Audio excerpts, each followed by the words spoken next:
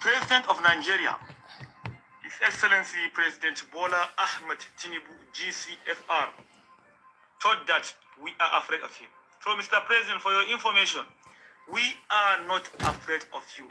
Number one, I know the president might be confused that why is this boy speaking that way to him. So, Mr. President, if you haven't forgotten, you as the ECOWAS chairman had a meeting and has signed a law that anybody that abused the beloved prophet Muhammad Rasulullah sallallahu alaihi wasallam, that is our beloved prophet, the messenger and the last prophet, whomever abused him, you said that there is no any law or any consequences against him.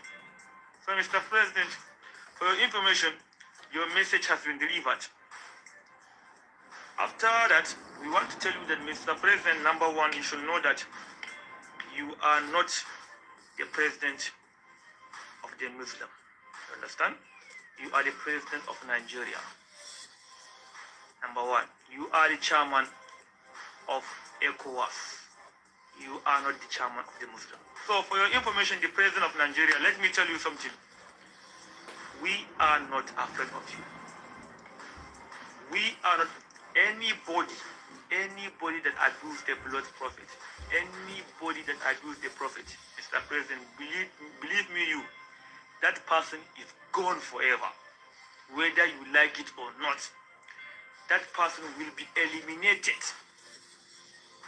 instantly, whether you like it or not, Mr. President. And let this one serve as a warning for you, Mr. President. We the Northerners are warning you. We are not even begging you. We are warning you. This one should serve as a last warning to you, the President. Let me tell you something. People are now here. Whatsoever that you are doing, people are just watching you. Don't engage yourself in religious matters, because as a president you might cause war. Don't forget that you are from Lagos, while the majority of the Muslims are in the north. That means you are causing religious war in your country. So, Mr. President, let this one serve as a last warning. We are warning you. Hear it, Mr. President. You should hear it very well. We are warning you, not even begging you. We are warning you. This should serve as a last warning to you.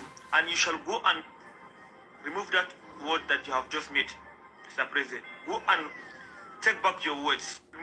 Russia said, y'all gonna learn today. Vladimir. Morning, Nigerians. So, welcome everybody. Greetings. Good morning. How are you doing? Hey, Tracy Afana. Welcome, sis. Omo. Hey, una don't see this morning when they don't send to Bola Ahmed Tinubu. Una don't see am. Hey. Una hear wetin the guy talk. The guy say when he be chairman of ECOWAS, he get document when Bola Ahmed Tinubu sign. Say anybody when he insult, as much as insult their whatever, their religious whatever, anybody when insult Muhammad, instantly now they go kpai am. So Tinubu came into president promising them everything that is happening. It means that he is quite aware. He's well aware. There's nothing. His hands are tied. He's the one that signed. I was listening to a space yesterday and somebody made a very, very, very strong statement. Said, if you look at the places that have been attacked severely, like the middle belts, especially Benue, Plateau especially, those areas that voted for Peter Obi, what they are trying to was to say that T-Pain has not given them the order so that they can reduce the number of people that will be voting for Peter Obi, right?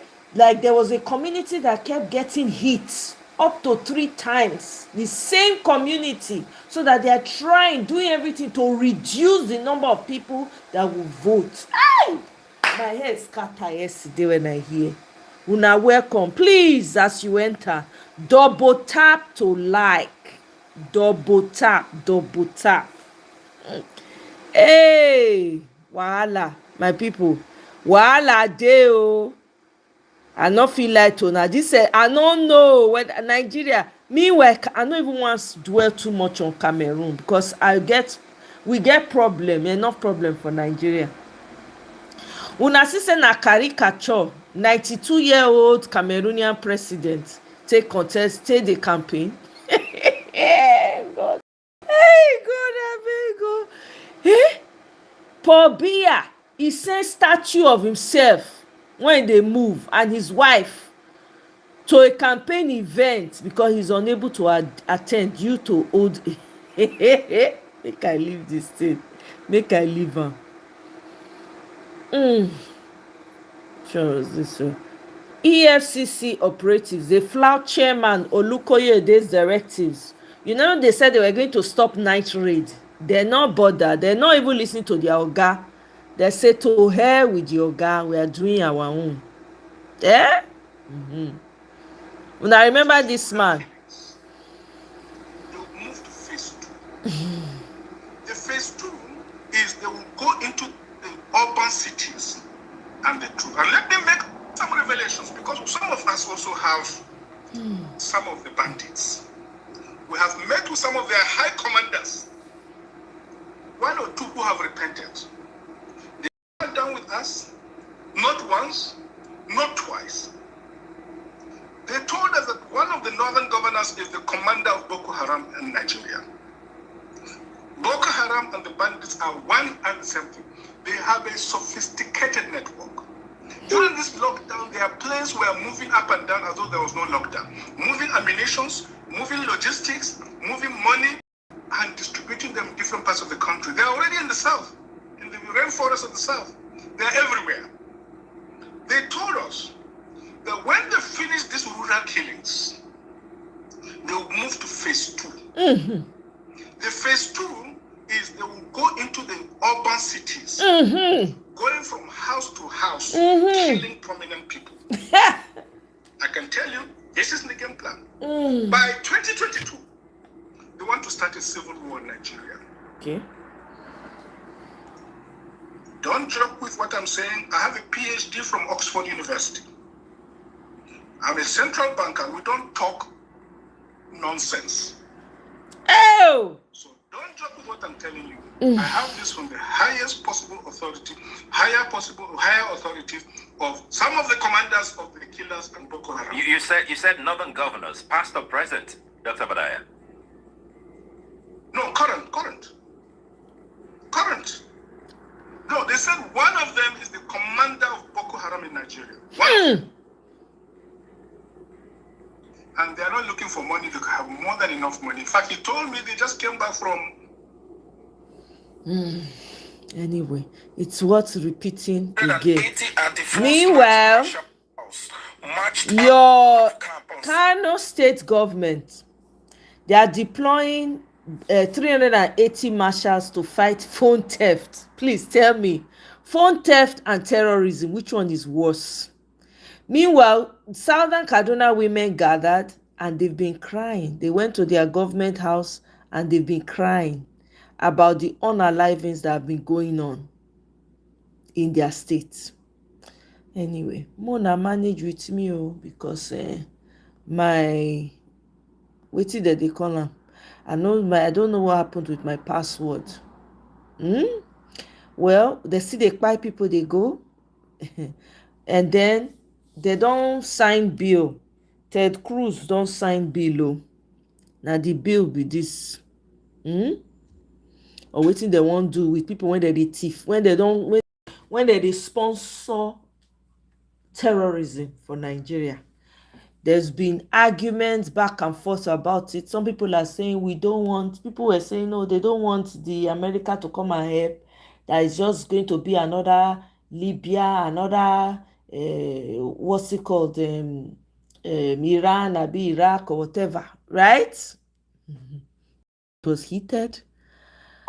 Oh, my people, I have to move fast. 2 monuments, ICC, International Conference Center, Abuja, and National Art Theatre, Orilegom, first tag, first 77. You named the first one after a Yoruba band, ICC, Bola Ahmed Tinubu International Conference Center. The second one in Lagos, you named it after Professor Wole Soyinka from Ogun State. So you take Tinubu from Lagos State, you take Wole Soyinka from Ogun State. You didn't see any Northerner, you didn't see any Igbo to give the second one. So you are naming all our big monuments after Yoruba people. I'm Yoruba, but we say Nigeria is one. So if Nigeria is one, we are supposed to be balancing it, naming the national monuments. If you have to rename, you have to name them properly. The two now you have done, ICC, Bola Ahmed, the one in Lagos, Wole Soyinka. Where's the Wazobia? Say I'm talking too much. We are cheating other tribe too much. Let's balance it. Why don't you own anything? This is another Representative Riley apparently condemns Boko Haram seizure of Nigeria's town and violence against Christians, calls for protection of Christians in the region. So there's so many senators that have been standing up and speaking up. The northern extremists they are now rising and talking out of every orifice in their body. Okay. Now, meanwhile, the Nigerian Senate is moving to counter Christian genocide narrative. You need to see your government officials. You don't need any soothsayer to tell you they are the ones responsible for the unalivings of Nigeria. You can't. They are proving that they are behind it. Since violence is not religious. Okay.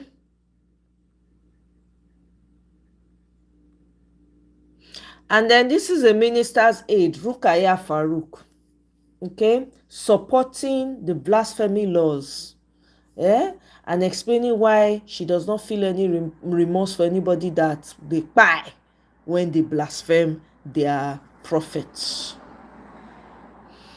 People, so this issue of the Yaloja General of Nigeria being International PLC, Madam Folashade Tinubu has to travel go Edo State to go crown the Yaloja for the Benin market people and all of that. You know, many Nigerians don't talk. Some say, no, they okay, what, why all this kind of thing? I just say, make I tell una, make una shine una eye, because by 2027, una go get more offices to deal with for Nigeria. There will be more offices to rule over. Because the one when Nigeria did today, so it is like the case of you buy, get 3 free. If INEC give you one, you have, like INEC give you the presidency, then you have other offices to deal with. After office of presidency, you will deal with office of maybe first wife, maybe first child, first daughter, first uncle, official nephew, official grandmother. There will be many offices in Nigeria to get to. So make una prepare and shine your eye. But we beg you, President Tinubu, we know say now una dey power, now una government. But please, sir, you can appeal to your subjects so that this thing we call leadership, there should be no desperation. Leadership is by choice. It should not be by force. You cannot burn down a place and then rule over the ashes. We take God beguna. This word, when they call Iyaloja, what does it really mean? Is it not a Yoruba term to mean the head of market women, the mother of the market? Share a Nigerian term. Is it adopted by all Nigerians to be used as Iyaloja? And nobody there against you being Iyaloja. But if you are Iyaloja, be Iyaloja for your market and for your terrain now. What empowers you to come out from where you did, go another people's place to go decide who should be the head of their market there? I get you know. Now who sent you that work? And in any case, what time for this country where we say all market women been come together, come agree, say for Nigeria, we want to vote for this particular person to head us as a market. When we hold that convention? Because you see this level of restlessness and rascality, it will lead us nowhere. This desperation to rule over people, every opportunity, you want to be lord over people. The presidency where would they deal with is already a handful. I take God beg you, make una pity us. For this country, all of us understand our ethnic, religious differences, and we manage it with understanding to foster national unity. You travel all the way from your place. You went to a state like Edo to meet with the monarch. Edo State, Benin monarchy is one of the oldest monarchies, maybe in the country or even in Africa. The Benin monarch told you clearly, he said this thing where you they do, it is alien to the Benin people. Our market leadership, the palace is involved in it. And we know how we do it and get the market leaders. In fact, allegedly, they say you don't write letter to the Oba of Benin as of 2024, instructing the palace on how they should cooperate and work with the person you people chose as the market leader. As what? As who? Even when Benin monarch tell you, say, okay, oh, this is this and this is this, you people went ahead, carry crown, they put on top person head, they do like this, they sell you, they coronate market, as what? As who? As Nigeria's Minister for Trade and Investment or Minister for Culture and Tourism, or as Lare, I get no. It's you. Why is it that this thing, if you go to NURTW, the national leadership is called National Chairman or National President, and all of them know say from the state or they go come together, do this and do that to elect it. And even the NURTW, since when the Lagos people, one section carry themselves, go put for there, now confusion, problem. Everywhere when I carry when I say go this dynasty, it is a trail of confusion, chaos, and anarchy. Please pity Nigerians. Allow us to rest. Give us opportunity to breathe. There will be Nigeria after Tinubu's presidency, because there was Nigeria before Tinubu's presidency. Allow this country to manage our national unity and territorial integrity until we leave and get another set of leadership. For God's sake. Welcome, Akachuku. From where? For who? From whom? Who goes anything? We thank God beg you. Nigerians, if we are not shine on our eye, by 2027, more offices go come. And all of them go get official letterhead. Office of the first nephew, office of the first great-grandmother, office of the ancestors. Now that time when I go no, say shoe, get size. Or clicker, get quality. Ashewo, get customer. My name is Peter for Nigeria. May God help Nigerians.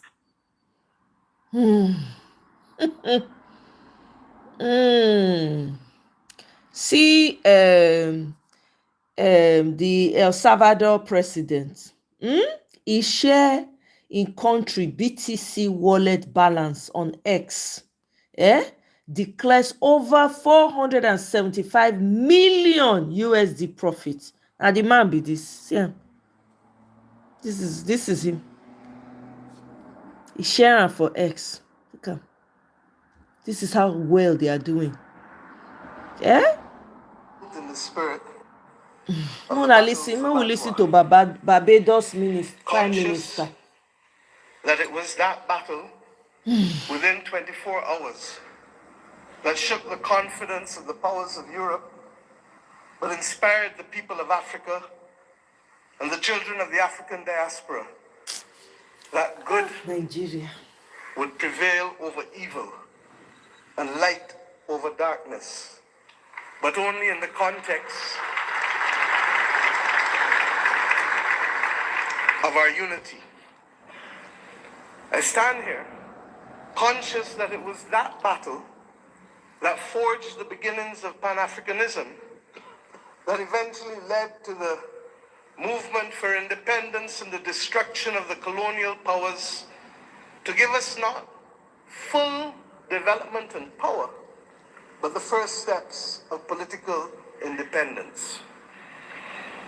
I stand here conscious and buffeted by the dreams and works of the great Pan-African pioneers, and conscious that as a children of the Caribbean, we have long dreamt for the moment of unity with our brothers and sisters of Africa, a division that was secured by those whose success and survival depended on separation of us rather than on the ability for us to act as one common people.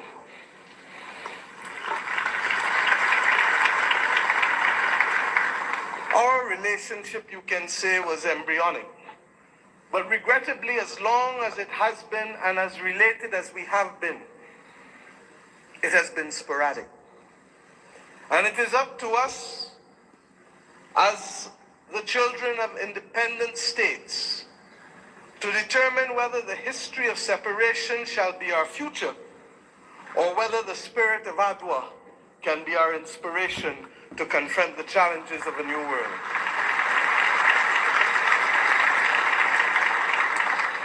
Yes, I stand here as a daughter of Africa, I stand here equally as a proud Prime Minister of Barbados, a country which is the first landmass that you reach after you leave this great continent of Africa. A country which became a hub for the wrong reasons. But today I come to Ethiopia to share with you in the Africa Union that we can be a hub now for the right reasons between our two peoples. I stand here as the proud chairman of CARICOM, the Caribbean community, recognizing that as a member of the 6th region of Africa, we have come to reclaim our Atlantic destiny. Welcome, Michael. Well, good. Oh, how are you? Ovia Haki, how your wife? To ensure that the very futures of our people are different and will not once again be determined by a middleman who will ensure that the Middle Passage is one that sees our people at the bottom of the ocean's floor of the Atlantic or in the fields of the plantations of the Caribbean, but instead that it will be a future that sees our people, hears our people, feels our people, and that will determine in future that it is we who shall forge the manner in which we cooperate, integrate, and invest, rather than simply being victims of a past history. I stand here equally as the chair of the V20, 70 countries across the world that are climate vulnerable, 40% of whom come from this great continent of Africa, recognizing that it is only through unity that we can confront the existential crisis of our generation, that of the climate crisis. The Secretary General of the United Nations has already laid out, ably so, many of the iniquities that we continue to face in spite of political independence. It was His Majesty Haile Selassie who popularized and told us that there shall be no first-class or second-class citizens. Words popularized by Bob Marley, learned by all of our people without appropriately recognizing the context in which he spoke and the mission which must be ours for generations until it is achieved.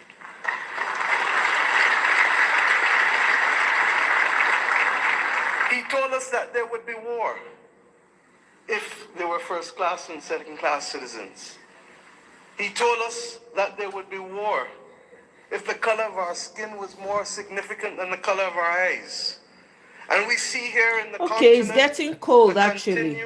Guys, please double tap the screen to like. Continue to double tap. To those who have liked, thank you very much. I appreciate it.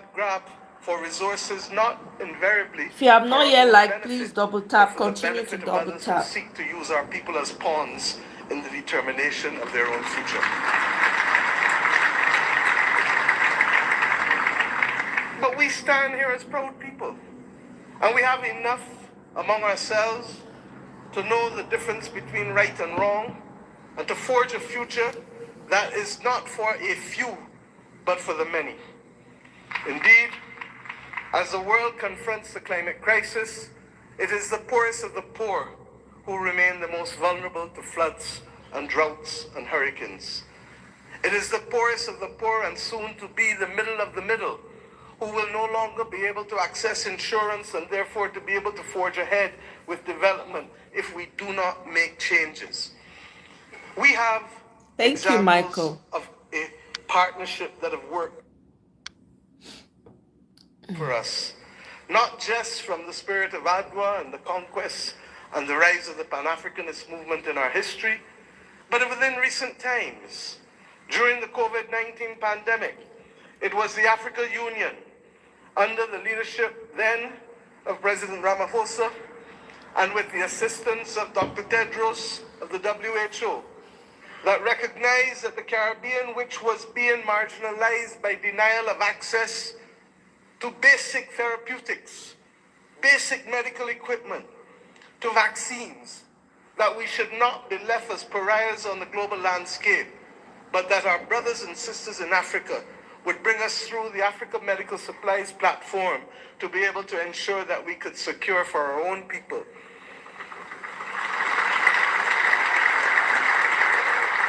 It was with the solidarity of many of you in the Africa Union that the Bridgetown Initiative has been able to take root and to make a case for a more modern and a fairer system that allows us to be able to access finance and to be able to put in place measures that allow us to be able to pause our repayment of debt during the period of necessity for rebuilding after horrific climatic events. We have seen how partnership helps us. We do not need any more evidence. What is required of us is to lead the way to peace, to prosperity, and to justice. And the reparations which we call for the international community to be able to recognize, first and foremost, with that which we ask from each of our children, say sorry. Say sorry and mean it.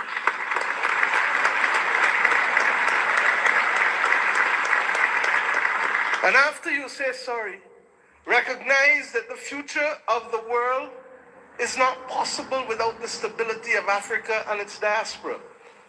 For as long as hypocrisy and double standards remain, it will be impossible to secure stability and peace in any nation across the earth. The reparations that we call for, beyond sorry, must be for fair access and development and compensation, because we each started the journey of independence with a chronic deficit. A deficit of resources, a deficit of fairness, a deficit of opportunity. And it is up to us, many of us in the second and third generation of independence, to be able to frame out fairly in a mature conversation what those reparations must look like if we are to attain justice and to inspire the young people of this world that good must always prevail over evil. But it is not only the reparations that we ask from the international community, because we ourselves must repair the damage that was foisted on us. The notion that transit visas, begging for them, must be the lot of our people in order to move across this world cannot be something that gives us satisfaction.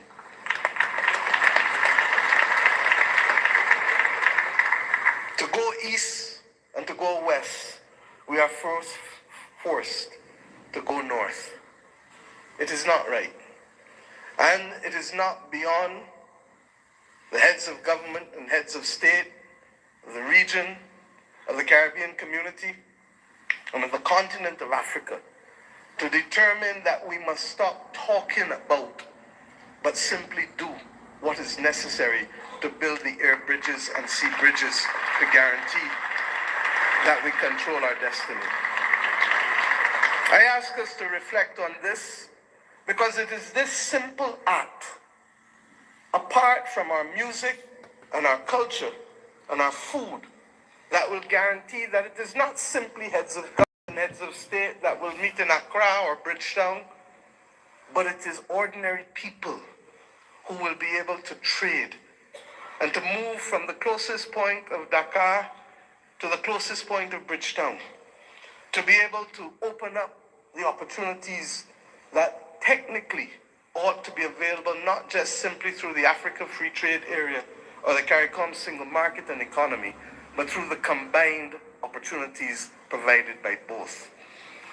I ask us equally to recognize that in an era where AI is threatening to redefine what humanity can do and even if we can survive, that it is not ours to be the victims once again of technology as we were with gunpowder, but it is for us to help shape the future of the world, because more often than not it is Africa and its people who have brought the humanizing forces to bear on civilization.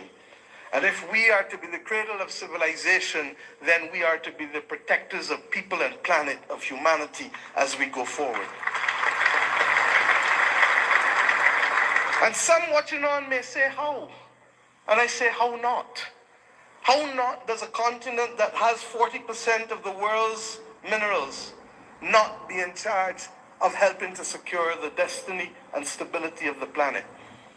How not does the numbers of our two communities, who constitute a third of the world's states, not act in singular purpose to forge the kind of world that we want and to be able to ensure that the institutions that deny access to us, to hear our voices as reflective of the continent and of the small island developing states of the world? How do we not secure that admission, which is not only just, but a moral imperative if the world is to have stability in this 21st century? My friends, I ask you, how do we not secure this victory when 1 in every 5 and possibly 1 in every 4 persons on the planet will come from this continent and its diaspora? Those who lead today have a moral imperative, not just to our citizens in our own countries, but above all else, to unity. The spirit of Adwa demands of us that we recognize that even in the face of the greatest technology being foisted upon us, that we can rise and win if we act in unity. This has been a message not given by our generation alone, but by previous generations of African and Caribbean leaders. But we ask ourselves, why does it elude us? And the answer comes not from outside, but only from within. When I speak of the USA with affection, I do not only want to speak of that which is known in the Americas. I want to speak about that which ought to have been possible if the 1884 Berlin talks did not take place. The possibility of the United States of Africa, which is as diverse as India, which is as diverse as China in terms of ethnicity and language and religion, but entirely possible if we see not ourselves first, but we see the unity of ourselves together. This may be the cry of a naive and romantic daughter of Africa. But if that is the case, I prefer to die being a naive and romantic daughter of Africa than one who is cynical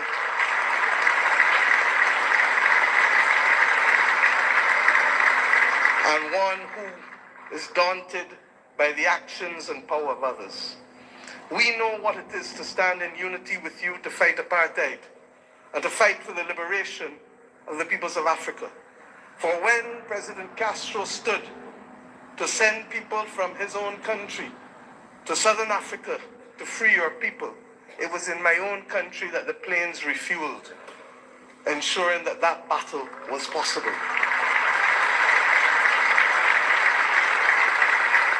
And when 100 years ago, almost, a Barbadian man and woman left our nation and left the United States to come here, Arnold and Mignon Ford, he wrote the anthem and lyrics of the anthem of the United Negro Improvement Association, UNIA, and his wife dared to establish a co-educational school here in Ethiopia, ensuring that boys and girls could receive education in a time and at a time when war was dominating the global landscape.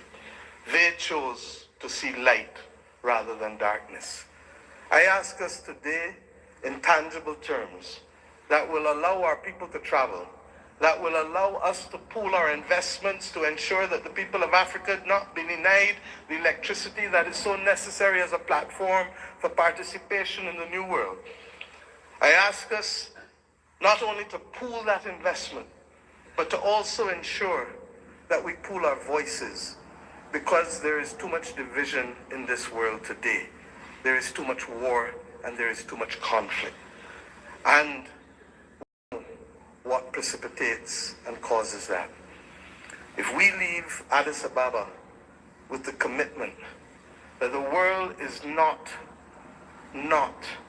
going to be safe without a prosperous and stable Africa, then we understand what is the moral imperatives we must undertake in each of our countries to secure that unity of purpose and to secure ultimately the saving of the people and planet.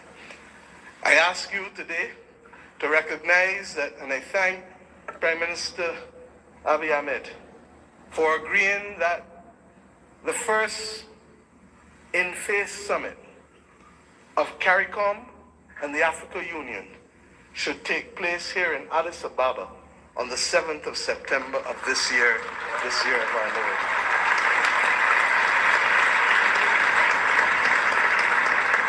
By that simple act, we build on the inaugural summit which took place virtually in 2021.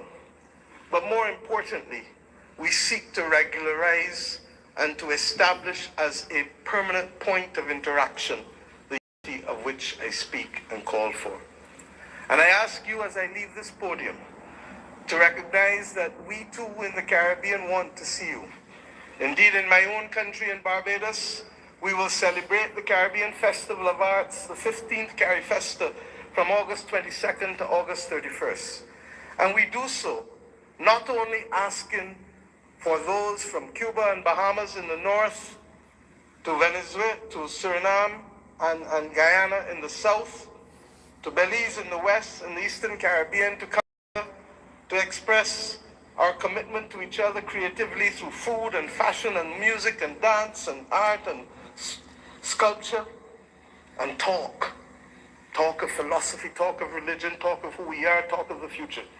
I ask us to recognize that we celebrate this year our resilience and that we do so not only asking the people of the Caribbean to come, but the people from whom we came here in Africa, in India, in China, and the continent to which we went, in particular, in Central America and Latin America.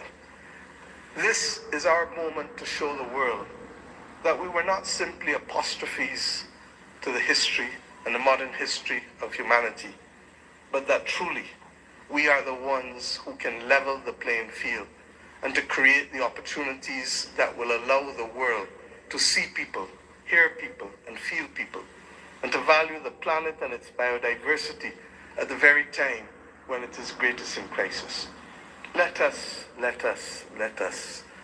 remove the scars of history and be firm craftsmen of our fate, recognizing that the only people who can stop us now are we, but ourselves. We have to emancipate ourselves from mental slavery and to build the future that our people want of us and to give them that pride that is theirs. And we must do so in the spirit and with the results of ADWA. Thank you.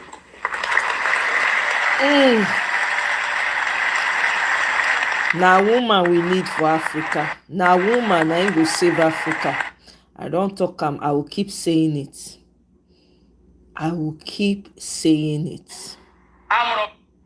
I needed to play that because a lot is happening with Nigeria back to back. It's almost like hell in Nigeria. I hate to describe it as such, but I don't have a choice with what's going on. You see, for the first time, Bola Ahmed Tinubu comes out and he's talking about him being Muslim and marrying a Christian. For the first time, he's even pretending to try to address the unalivings of Nigerians going on in Nigeria. Otherwise, that man doesn't care. That man doesn't care. The video I just played in the beginning is a damning evidence against Bola Ahmed Tinubu. If that young man is still loitering around, because he's made comments similar to this before. He had not come out before to say, but he's been very bold with making certain claims. Well, it's left for us to see. The days ahead will really reveal a lot to us. 2027 is far. With everything that's going on in Nigeria, 2027 is far. But I don't have the answers. I don't. Let's listen to this.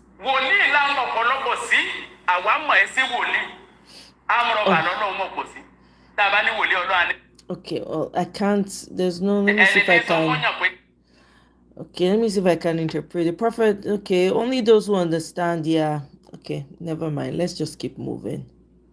I'm gonna watch Governor Amunike. I beg. Nigeria matter plenty. Your Excellency, Okay, so let's talk. What's the problem? I graduated in first class from the University of Nigeria in Suka. I studied med lab. I can work in your drug agency and any other job opportunity that you have available for me, sir. I also have experience in quality control, sir. Here are my results and you can check it out, sir. You came out with first class. Yes, sir. Now statistics with the job. What experience you have? Sir, How many years? I don't have any experience yet. Since I graduated, I haven't gotten a job. Shut up, you. Kwale. My governor. Leave it. My governor. They're my citizens, of course. They are part of the citizens. What's your name? My name is Amino Acid. Amino Acid. What do you do? I go at the smoke. I smoke to go for a living. Long set. Wow. Long set. You see, I like the way he's real. People like this, they are very transparent. Real. So, did you go to school? The Chris. I tell you, say I go now. Nothing concern me with Buko. How long have you been smoking? Long set. 8 years now. I'm counting. 8 years. Long set. Wow, he has experience in drugs. You know what? I will make you the ambassador for drug agency. People like him, they're inclusive. Yes. Nice one, eh?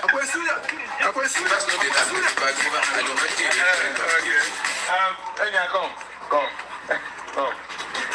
Say you had first class. Yes, sir. This is your certificate. Yes, sir. Thank you, sir. Let me have that.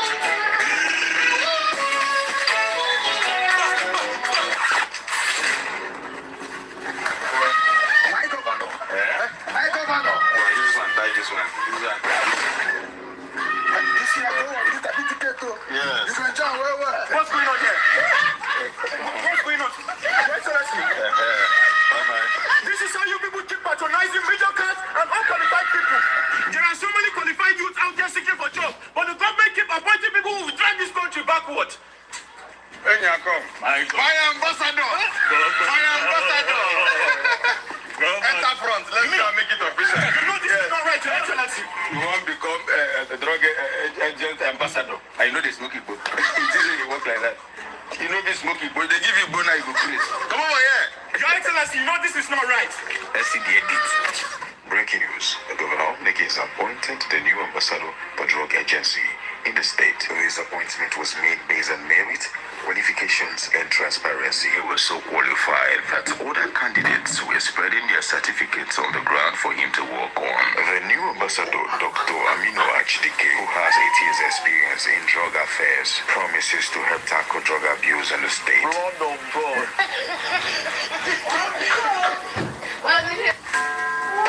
In 1982, cocaine trafficker Barry Seal set up one of the largest drug smuggling operations in the United States in Mena, Arkansas, under the approving eye of Governor Bill Clinton. Hey. Guys, please continue to double tap to like double tap. Make una listen to this. The extent at which Nigeria has been damaged, as if we don't know that already, but just listen to this, please. Market. Majority of our leaders are useless. Chinese man for Nigeria, for Alaba market, pursue Nigerians out of market. Collect business. Is there Alaba international market? Nigerian will start that business of light before that Chinese man. This Chinese man used Nigerian police, used judiciary, used everything to frustrate this man. In goods where they don't produce for China, Chinese people destroy them, send them video of the destruction. Then in China, they protect the interest of their fellow Chinese man. We here in Nigeria, Nigerian government and Nigerian police and everybody in Nigeria cannot support our own Nigerian in Nigeria. What a disappointment.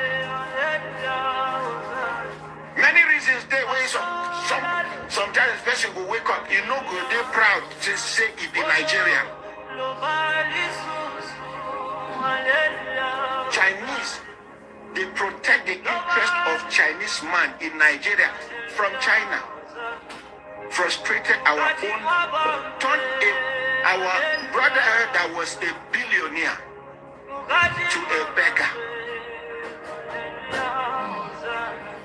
say they used President Jonathan's name that time to arrest this man, detain him. You use the judiciary. You use fake court judgment and court order. Fake. Chinese man in Nigeria do am equal. He dey waka freely. Chinese man enter the commissioner of police office. He cross leg. Commissioner of police tell him say no, you no go fit cross leg. He bang the commissioner of police table. He waka comot. He say in sabi their organs and they go collect money. Nothing go happen and that wetin happen. Another time where them go, Chinese man carry native doctors. 3 native doctors enter police command in Nigeria.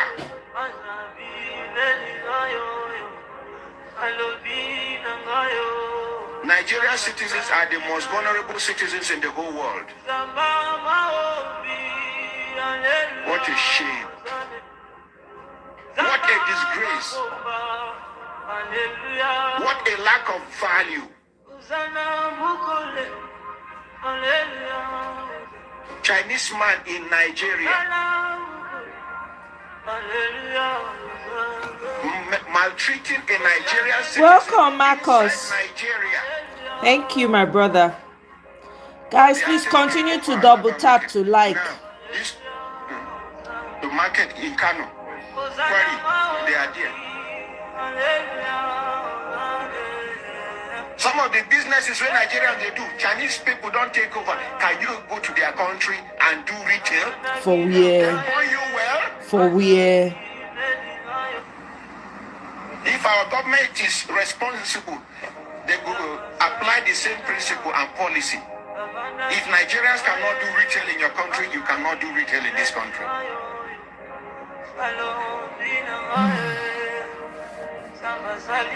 But because we don't have leaders that are concerned, leaders only themselves they know. Only a few of them are responsible and responsive. Majority of our leaders are useless. And Nigerian government is supposed to wake up, protect Nigerians abroad, protect the interest of Nigerians abroad. We are not saying you should protect. We will not talk saying we not protect the interests of people where they criminally minded, where they'll go put their hands for bad thing. No. The ones where they do legitimate business, where they take them, they do yeah because they believe say Nigerian government not go do anything about that.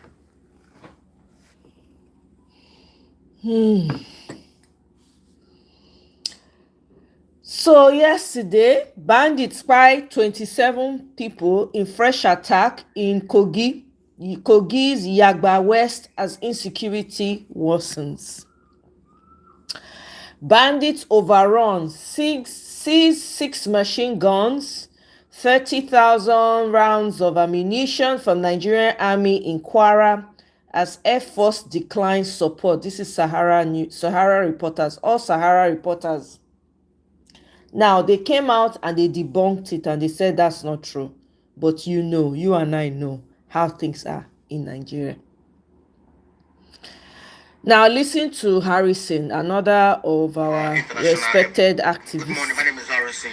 I'm currently at Asaba International Airport, traveling to Abuja.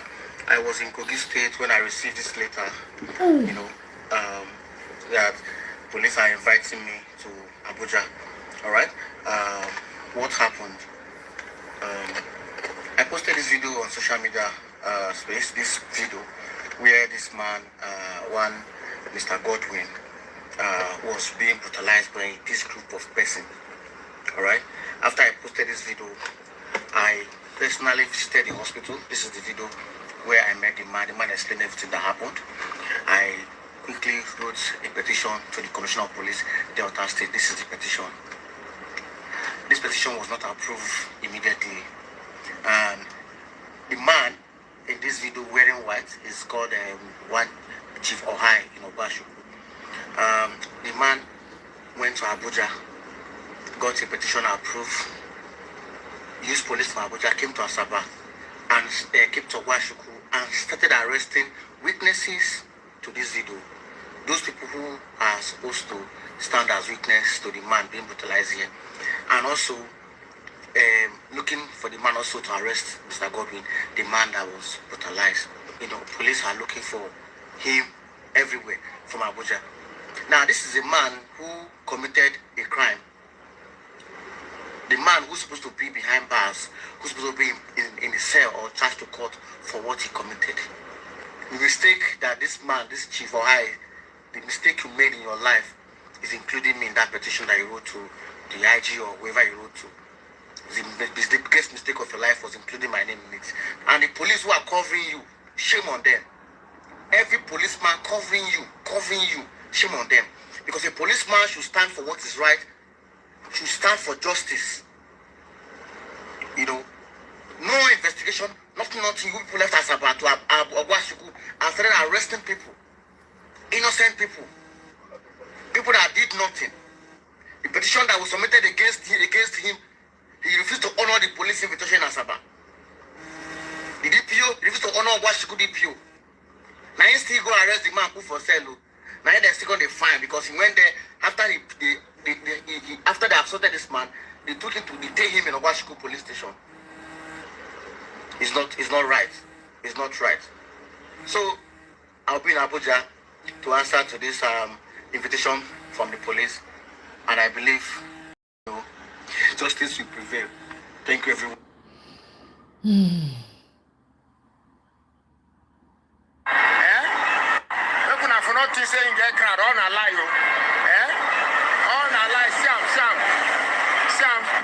Since morning they cause hold up, see them.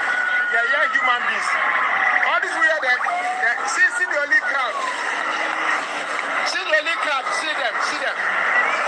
See the only crowd. They waste money, see convoy. Yeah, people. See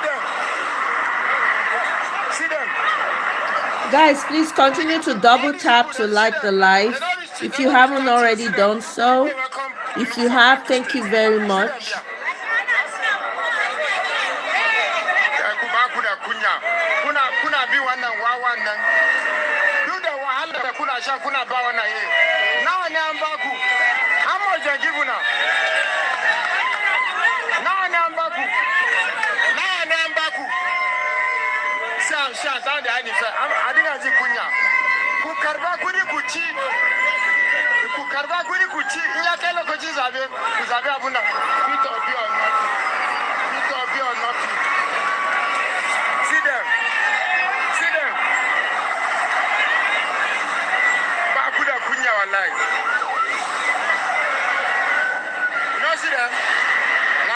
Tinubu come from Plateau State.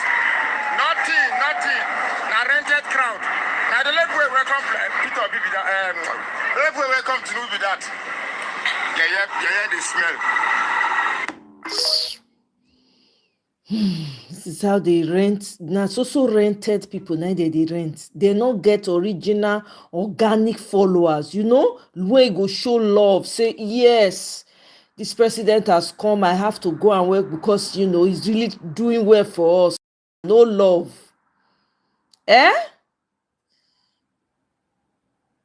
Make una listen to this. FTO of the Obama. Let me just say parenthetically, I tried for 3 years to get the Clinton administration to designate Boko Haram as an FTO of the Obama administration, as a foreign terrorist organization. I held hearing after hearing, and they wouldn't do it. On the day I was marking up my legislation to do just that, State Department said, we're going to designate them an FTO. And that's for all the crimes they were committing. Later, it was the Chibok girls. It was all the other atrocities being committed by Boko Haram. And they wouldn't even give them the FTO status so we could start investigating where they get their money, their weapons, and the like. In December of 2020, President Trump designated Nigeria as a country of particular concern, only to be reversed without justification by Secretary Blinken in November of 2021. And again, CPC, as you know, carries significant sanctions, a whole broad array of sanctions that the President and the Secretary of State are empowered to level on a country that commits persecution. This hearing, we're hoping, will be a catalyst for action by our own government and also by Congress, and of course, above all, the executive branch. The new president has a lot to do, and I think he'll do this, and then, if necessary, impose sanctions.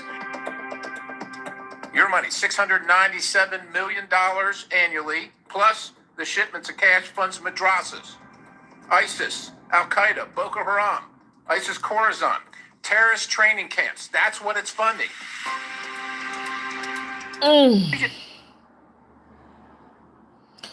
Suspected Fulani headsmen invade Enugu community, kpai farmer, machete orders, Sahara reporters. Make una listen to this. In general, they go along with their leaders. Hold on one The second. Israelis of today are direct, they're not at all the servants of God. They're direct, with some noble exceptions. There are always noble exceptions. But when you're talking about the Jews, you're talking about them in general. In general, they go along with their leaders who want the New World Order and who want to get rid of the old Christian world order. Islam has also been, it came into existence in the 600s, the 7th century. It was very possibly, or probably, created by Jews as an instrument against Christendom. And then, sure enough, the Arabs swept through North Africa and destroyed a whole part of Christianity in North Africa. They swept into Spain, thanks to the help of the Jews. It's well known that the Jews opened the cities to the Mohammedans. They took over Spain, and it took hundreds of years to get rid of them again, to get them back out. They went up into France until they got beaten at the Battle of Poitiers in 732.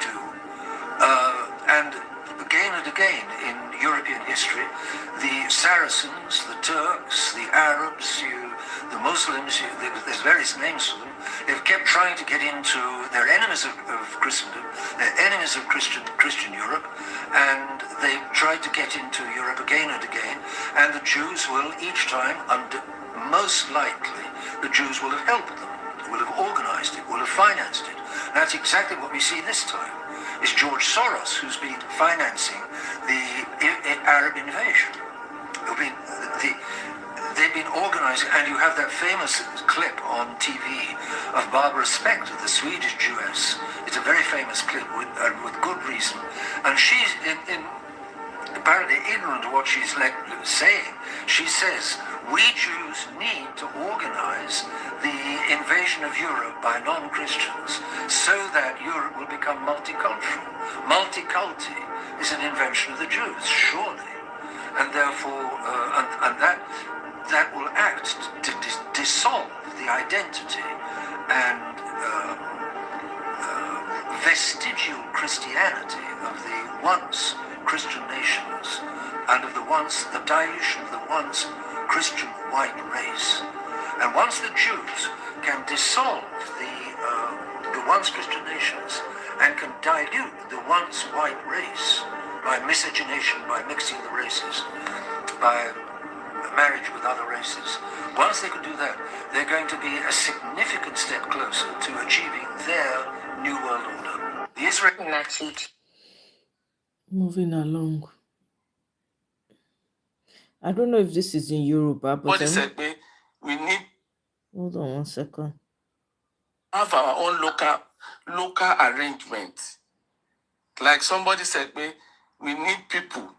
Oh, that Tracy. can help us. Oh, yeah, that's the true. Of Sunday Igboho should not be Is it discarded. on now? Should not be seen Tracy. as an outcast. He's fighting for his people. He's fighting for his race. Not verse. The way we are very close to that. I want to check our people. Is it on now? Successfully change them away. But because Tinubu want to get to power, they frustrated the guy, he failed the country. At the end of the day, Nisin, everybody is now saying, save. If you save. Why politics okay, thank you. Politics they don't cause a problem. You don't remember this song. Okay, I'm gonna many things they my head, Tracy. You know, now maybe they appreciate you. Now you always remind me. People are not allowing people to go to their land to farm anymore. So it's high time. can try láti wá báwa náà ṣe máa defend ara wa. We cannot continue to be saying à ń bẹ̀rù. They will only take over everything. Taba rise up to the occasion. Form our own vigilante groups. Have a Anyway, let me play this while I pull up. Let's hear what our president We said. went to the electoral body. We asked the election chairman,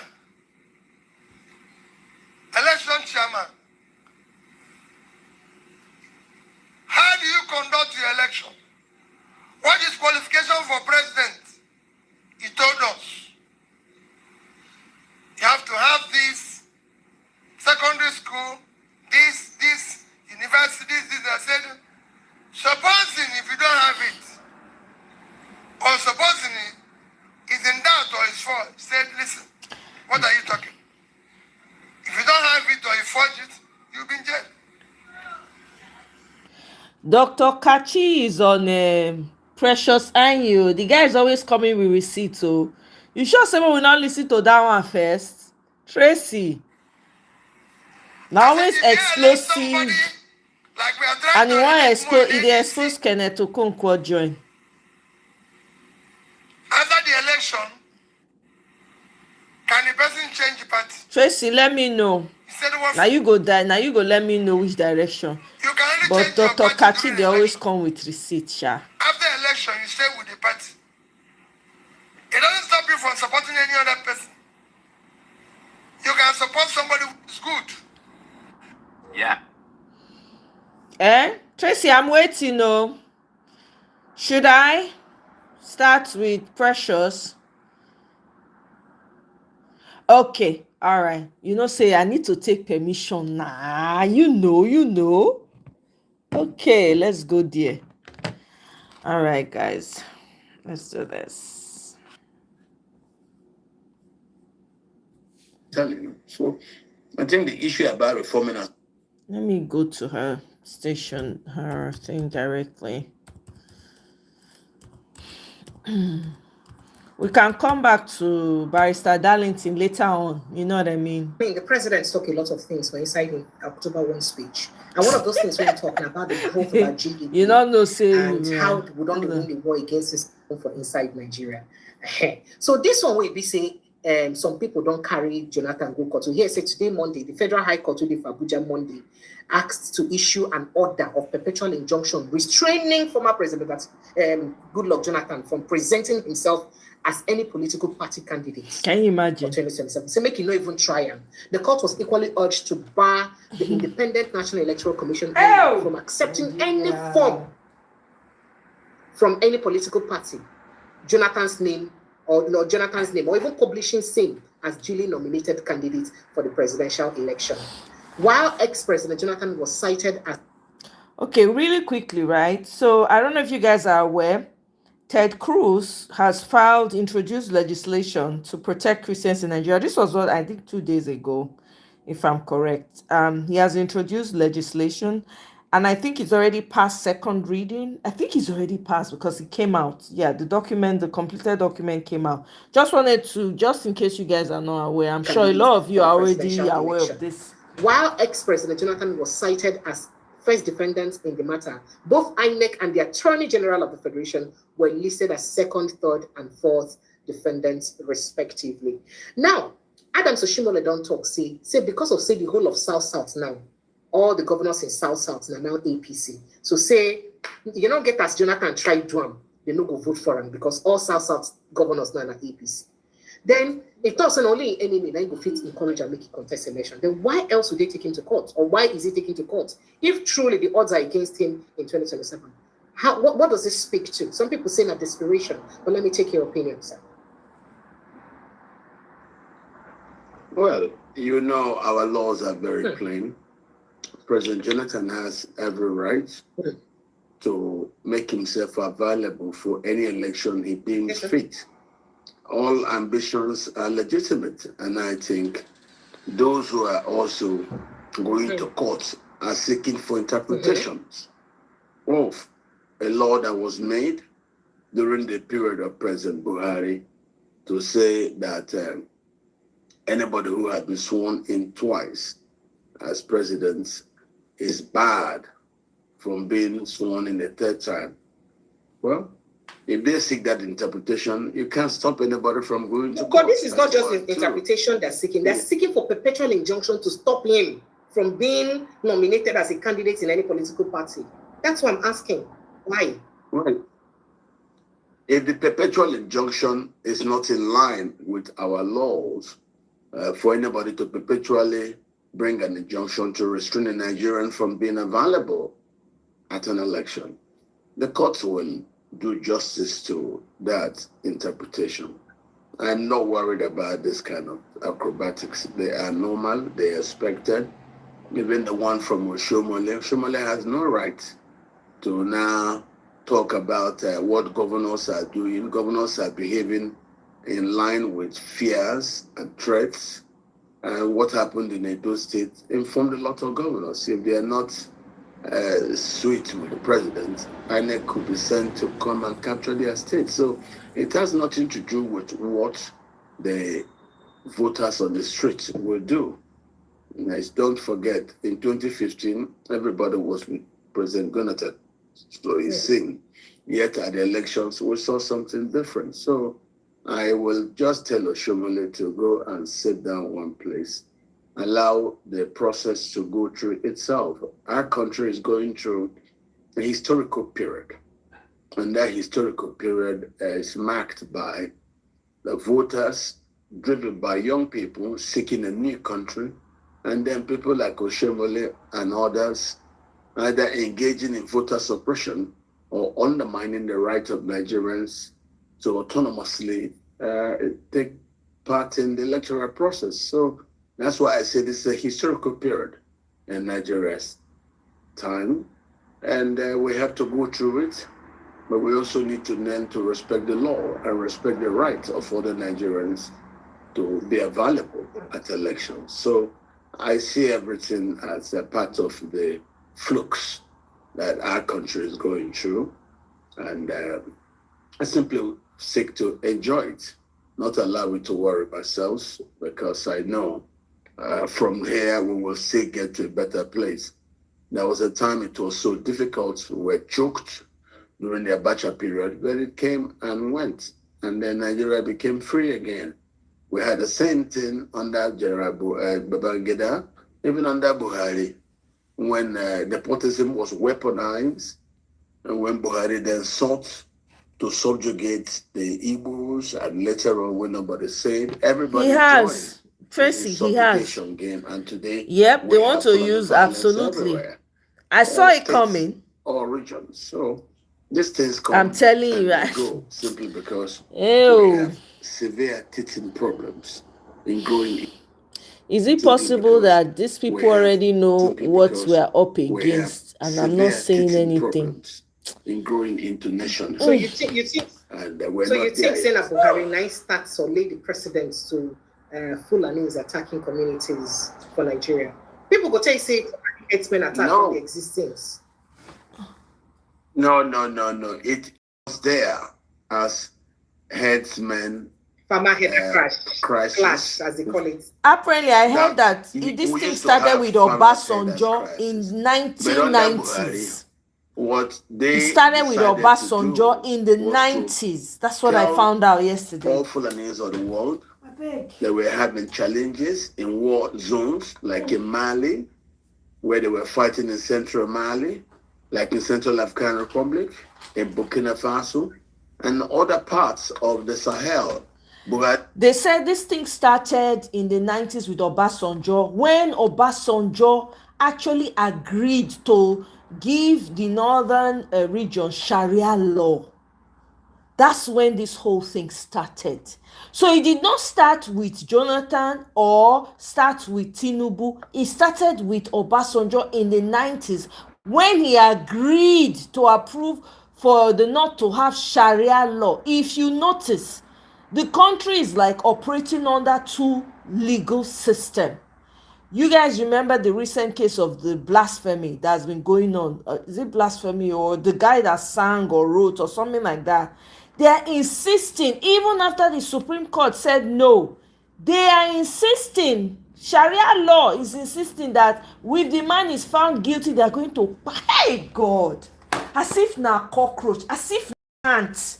They don't care about human life. That was the bane of our problem in Nigeria.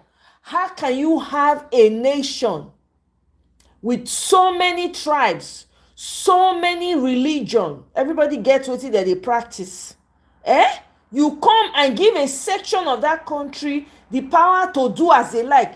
The video I played earlier, you remember the guy in the video coming out and saying that, directing his statement to Tinubu, say, Tinubu, remember when you came to ECOWAS, you signed a document. That document you signed, you said anyone who speaks against the prophet will die. He remind Tinubu, if you no watch am, please go and watch the beginning of my video. Abdullahi, welcome. In Burkina Faso and other parts of the Sahel, leaders have failed. Your elders have failed. And that came with its risk. You can't just come into Nigeria. Where would you settle? Whose land? And when the National Assembly refused to yield land, then they now turned into the violent militia we saw that were now using ethnic cleansings to seize land from indigenous people. And today, the Tinubu has come, and yes, he has tried to stop the Fulani, but I think he has not been successful because he doesn't seem to have had the political will, in my calculations, to return indigenous people displaced as IDPs from their indigenous homes. Tinubu needs to find the will to return them back to their ancestral homes for us to bring those people's crisis to a closure. So yes, he may have, under his Tinubu administration, made efforts to stop the Fulani march across the Benue Valley, and that's where it concerns me, because if Benue falls, the East becomes very vulnerable. So yeah, because Tinubu, you know why, Tracy? Because Tinubu signed the deal with them. That's why they were able to rig the election for him. You don't understand? Tinubu was ready to do anything just to be president. It's getting clearer now. The video that I showed earlier, the man said, yes, it did not start with him, like I said. And Tinubu does not have the will. Why does he not have the will? He already signed and told them, anybody who speaks against the prophet, payam. You are allowed to use Sharia. Look at the mess that's going on in Kwara State. Look at the mess that's going on in Kogi West, Abiwe.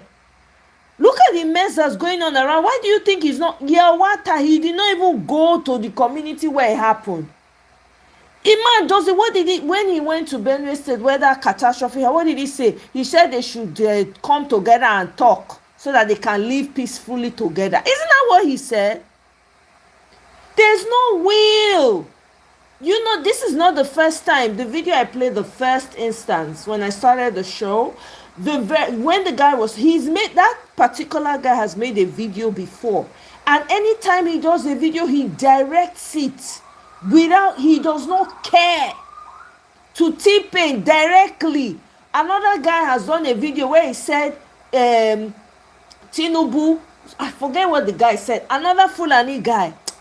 See, Tinubu has wrapped himself. He went to do all kinds of things, made all kinds of allowances. That is why he cannot. That is why the will is not there. He's now being forced because Americans now Ted Cruz and his fellow senators have written legislation now to sanction those that are aiding and abetting it in the government. That's the only thing that's shaking them right now. They are not sleeping in Aso Rock anymore. It's now that Tinubu remembers that, oh, his wife is Christian. He's trying to use that to kind of pacify, to maybe think that would lower whatever pressure they are bringing. It's not going to lower it, because voices are getting louder. Yeah, it is. I'm not gonna lie to you, it does. But we don't have a choice. We have to keep talking about it. We have to keep showing it. We don't have a choice. It's more, these things that's going on in Nigeria is almost like I'm living in an alternate universe. I cannot fathom that it is the same Nigeria, that this mayhem, where life is valued. I remember growing up, the person by the whole community go dey mourn for days. I cannot believe it's the same country that we are now dealing with, where people are just spying indiscriminately. Nothing, your government is not doing anything. They have overridden your security. They are in positions of, look at the aid to the minister coming out and also standing 10 toes down. A minister's aid. And he never fired, they never tender your resignation.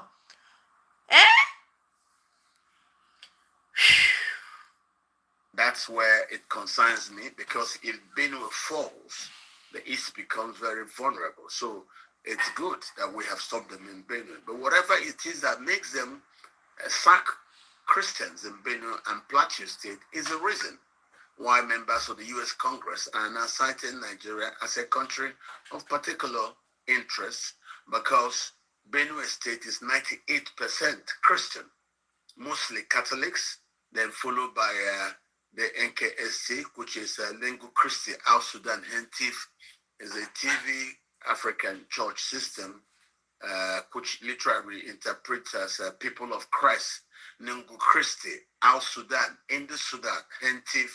Hentif means of TV extraction. So the NKSC is there, and the Catholic Church is massive, and Benue has 98% Christians. And you have similar things in Plateau. Yes, surprisingly, and also in Southern Kaduna.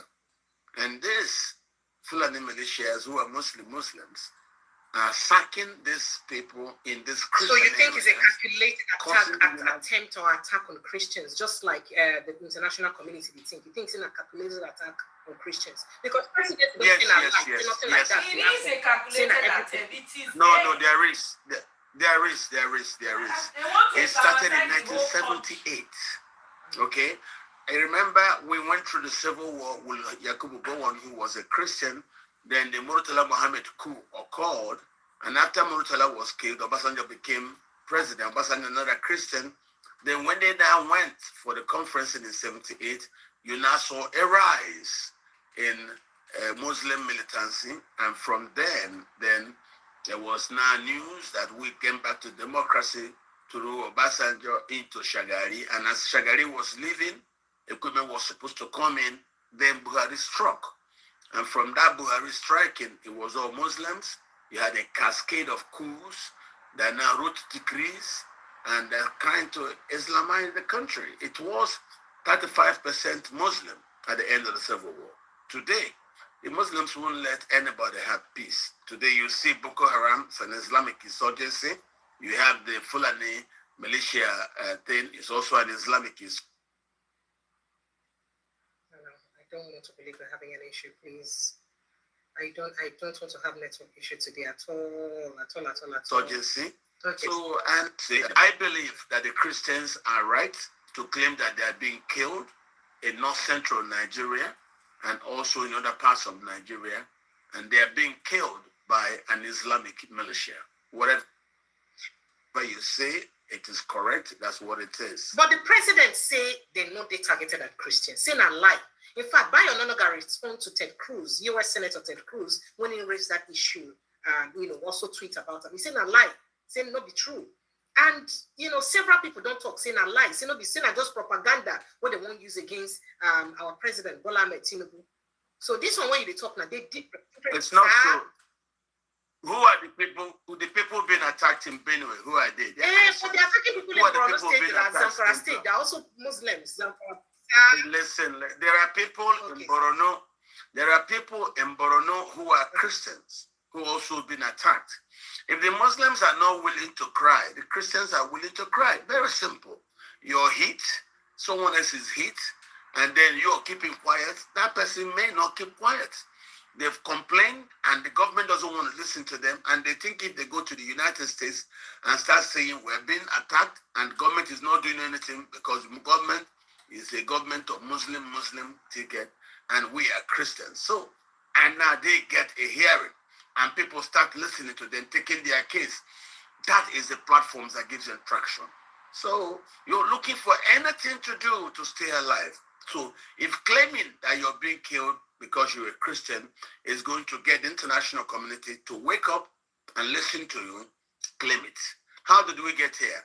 Because of those Catholic bishops from Benue State who went to the United States to complain. That's how this happened. What is Benue State being attacked? A 98% Christian state. Who are attacking them? Muslim fundamentalists. So you don't have to keep quiet. You know, you are the one saying, no, but what is their motive? What is your motive? Please, welcome. Olu Fuwape, welcome. I don't say you get when you talk last week. It talks say jihad means say you know me. Please double tap the screen if you have not yet liked. To those who have liked, thank you very much. Continue to double tap to like. To the Fulani militias who are killing. Welcome, CBD. Welcome. Please double tap to like or click on the three dots to like. Those Christians believe that as they are being killed, the government is not doing anything because they are Christians, and the people who are killing them are mostly Muslim fundamentalists, and so they cry. Now, me and you are in southern Nigeria. Well, nobody kills us like that, so we don't talk. We keep quiet. But the people being killed are telling you they are being killed, and the government is doing anything because they are Christians. You cannot prove them wrong. So don't tell them, no, you're being killed for different reasons. You're being killed because you're Christian. And he's telling you he is being killed by Muslims. Exactly. And Muslims are coming on television to justify the killings. If the Muslims will come and lie and tell you it is a farmers' headers crisis. It is not farmers' headers crisis. So those Christians who are, their people are telling you now that they are being killed because they are Christians. Don't argue with them. Listen to them. The man is telling you he's being killed, and he thinks this is why he's being killed. Who are you to tell him that is not the reason you're being killed? You're being killed for a different reason. What reason? What reason? There is no reason to kill them at all. So this is what they think. They are being killed by Muslims. Muslims want to take over their land in the Benue Valley, in the Plateau Highlands, in the Mambila Plains, of course, in southern Kaduna. All these are Christian-dominated areas. It doesn't matter that they came in as they came in. Some Muslims were this. The Muslims who are being killed, who are they? Hausas. And who's killing them? Fulani militias who are looking for land. So yes, the Fulanis may be driving the killings, but the people killed are Nigerians, and Nigerians who are also Christians. So if the Muslims would not shout, the Christians are willing to cry that we are being killed. Government is not doing anything because it is Muslims in government. That's why they wouldn't do anything. And we're being targeted because we're Christians. This land has been Christian land, and these Muslims want to cleanse us off our land. Exactly. And they bring Muslims to live there. Who are the people who take over the villages when the Christians are wiped out? Muslims. Ask yourself. So that's why they have their mindsets to make this claim. Are you saying that government is lying for saying that there's actually no targeted attack on Christians, that they're just trying to make it subtle, or they're being diplomatic? Is that what you're saying? Or they're not being truthful? Government is not to be believed. Government has not made any attempt to stop these killings. Government has not made any attempt to punish those who do these killings. So the people being killed are now telling you what they think is the reason why their plight is this hopeless. Don't tell me, no, don't say that. You're being killed for a different reason. Your land is being taken over for a different reason. It's not being taken over because you're not Christians. The man is telling you, I believe these things are happening to me because I'm a Christian. You are now telling him, don't stop, say that. If you say that, you will get a lot of sympathy internationally. Then that is what he's doing. He is telling you that, which he knows will attract some Christian legislators in the United States to say that Nigeria should be put as a country of particular interest. listen to me. I don't like the killings being done by the Fulani militias. If telling the world they are being killed because they are Christians is the reason the world will bring its attentions and stop these mindless killings, let it be. Whatever it is you employ as a strategy to gain global reaction that will stop it, do. Don't die in silence. I don't know why they are being killed. Exactly. I could tell you, yes, they are looking for their land. But they are telling you now that, yes, those people are seeking to take over their land. But the reason why government is doing nothing is because they are Christian. That's what they're telling you. Jabulani. So who are you to argue with them? You want to give them a different reason why they are being killed? It's not her fault, Tell it's me why CBD. they're She's being broadcasting killed. from Nigeria. Because your land is loved.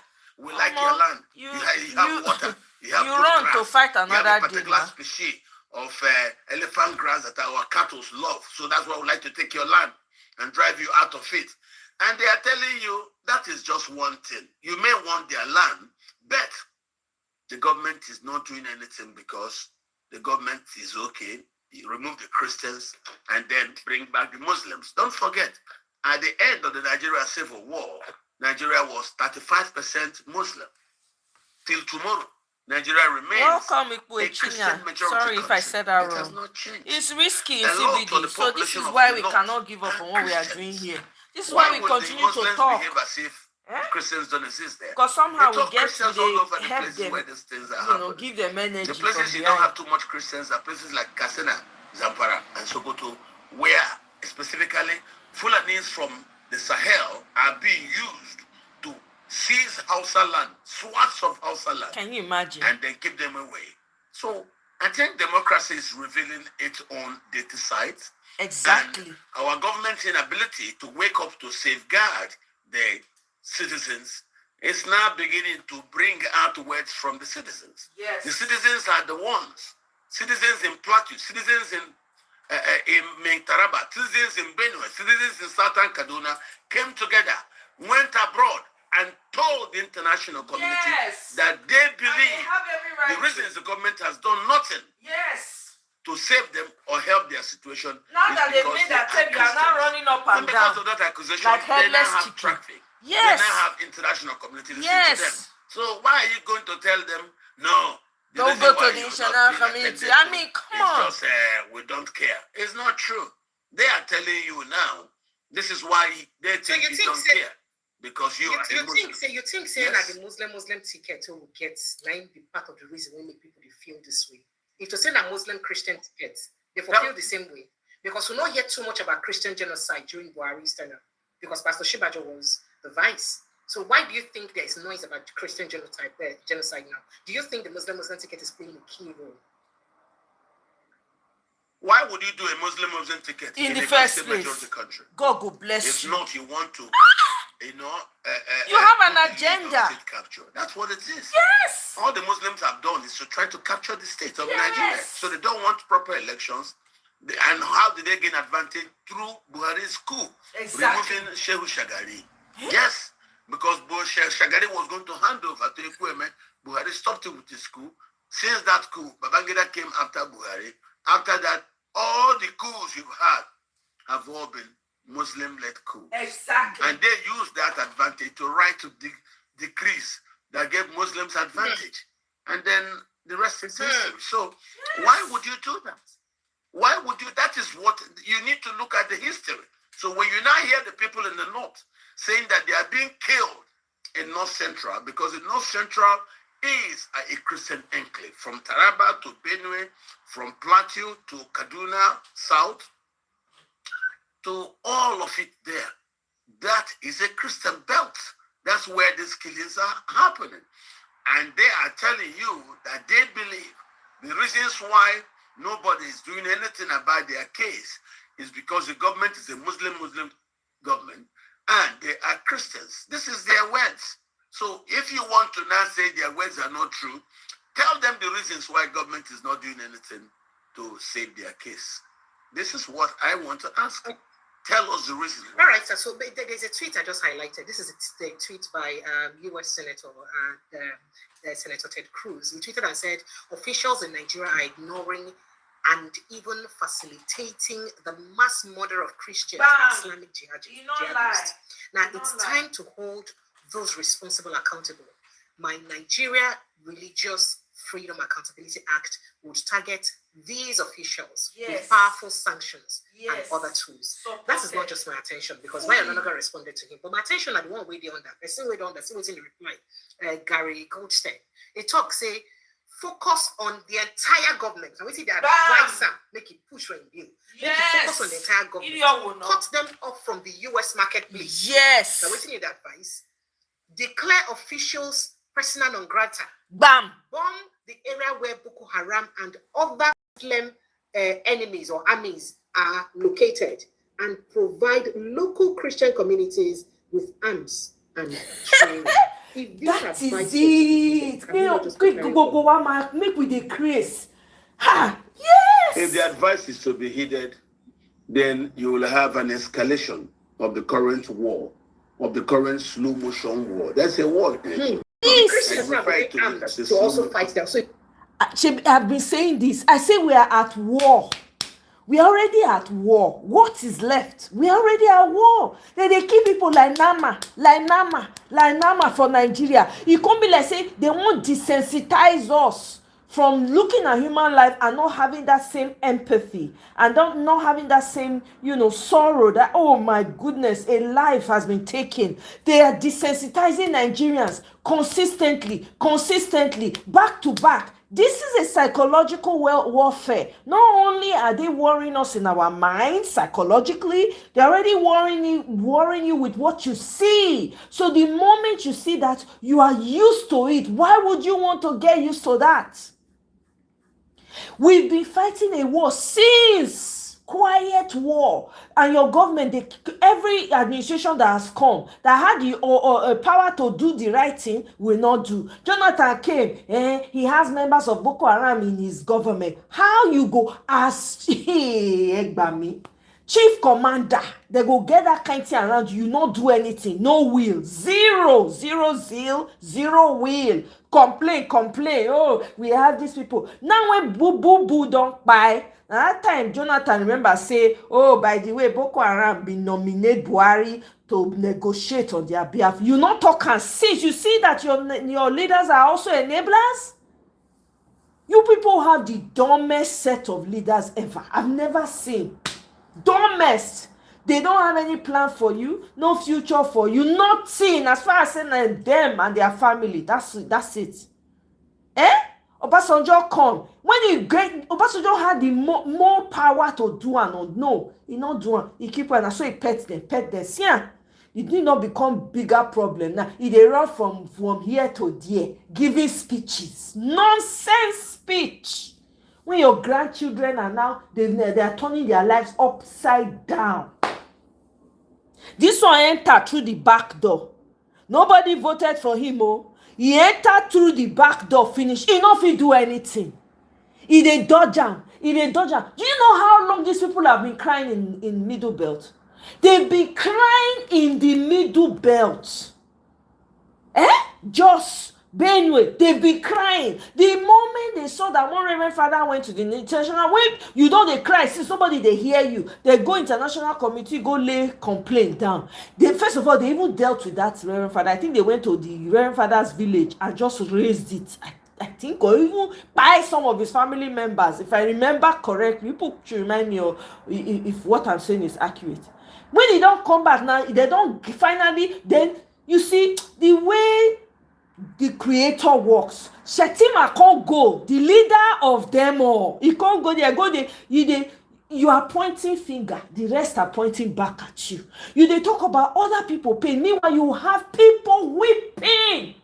I never hear one day say Shetima don't go follow the Middle Belt people, go empathize, go cry, oh my God, how do we solve it? Not one day. You can't go international committee, you go they talk, say,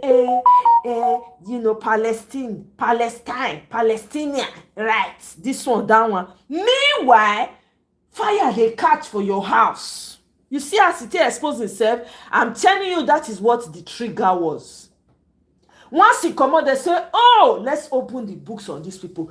Every single one. Say, but Aso Rock, they know they sleep again. make Christians continue to dey shout.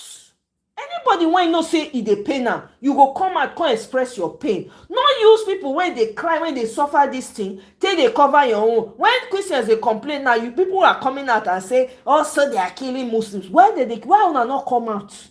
Why did you people not come out? It's simple. Now who is the pain? Now they cry pass. Mona leave the Christians alone to cry. Even your church leaders in Nigeria, none of them fit do anything. None of them went to the international committee. None of them said anything. They just abandoned the Middle Belt to itself. I beg. Fight there. So it will come be like, now let's make a talk. We no go get war for our hand.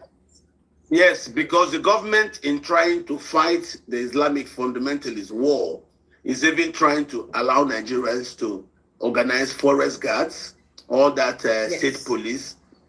Those are attempts by the government to also put guns in the hands of indigenous people. None of them not effective. Yes. Exactly.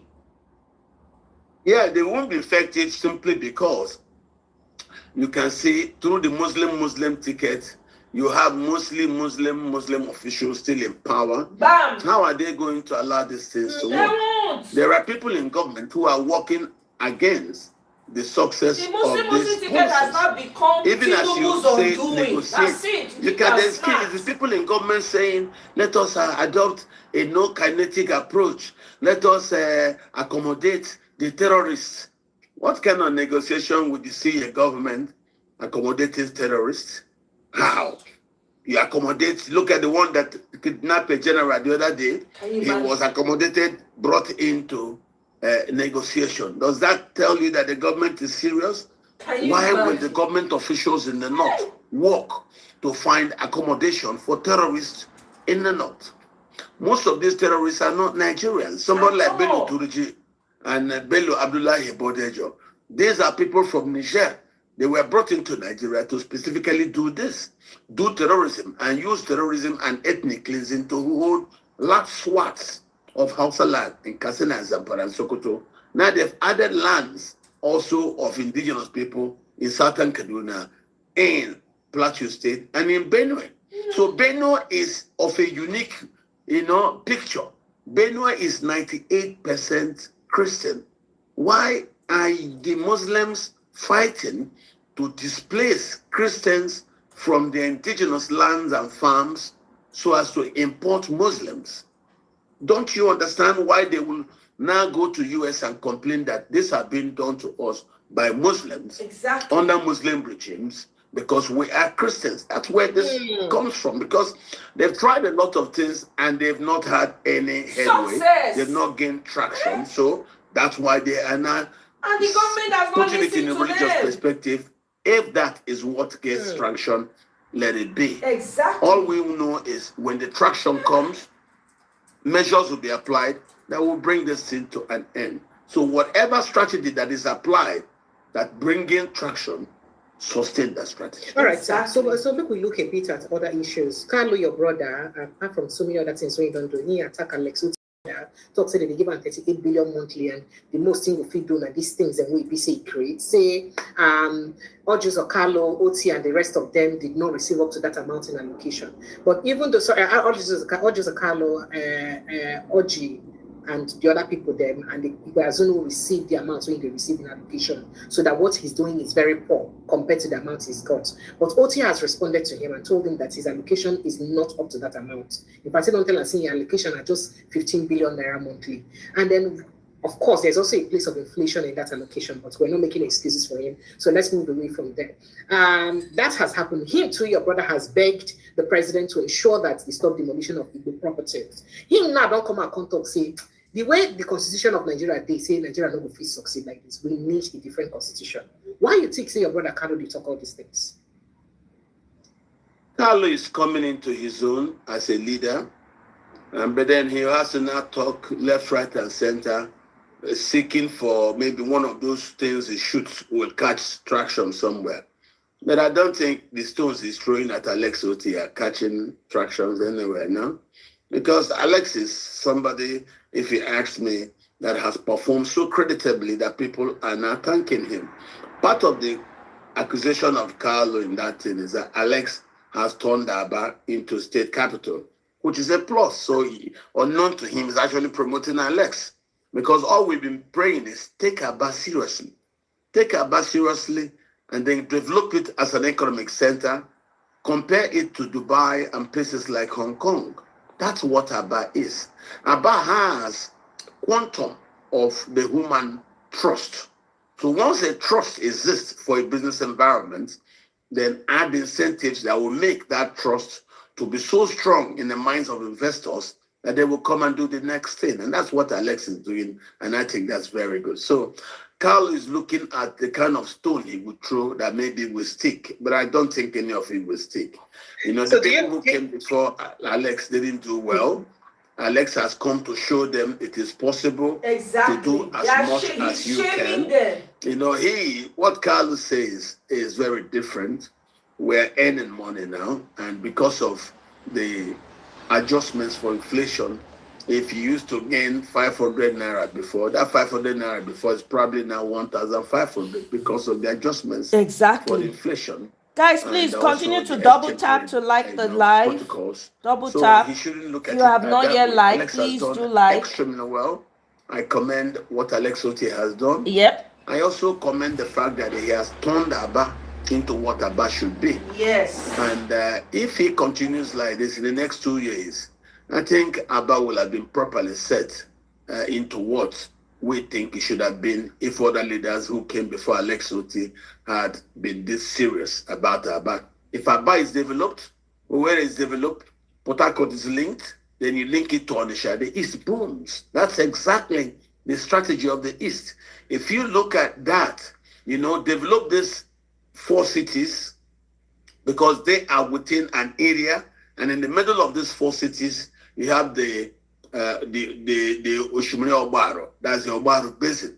And that's where you have the largest onshore occurrence of hydrocarbons than anywhere else in Africa. So that is it.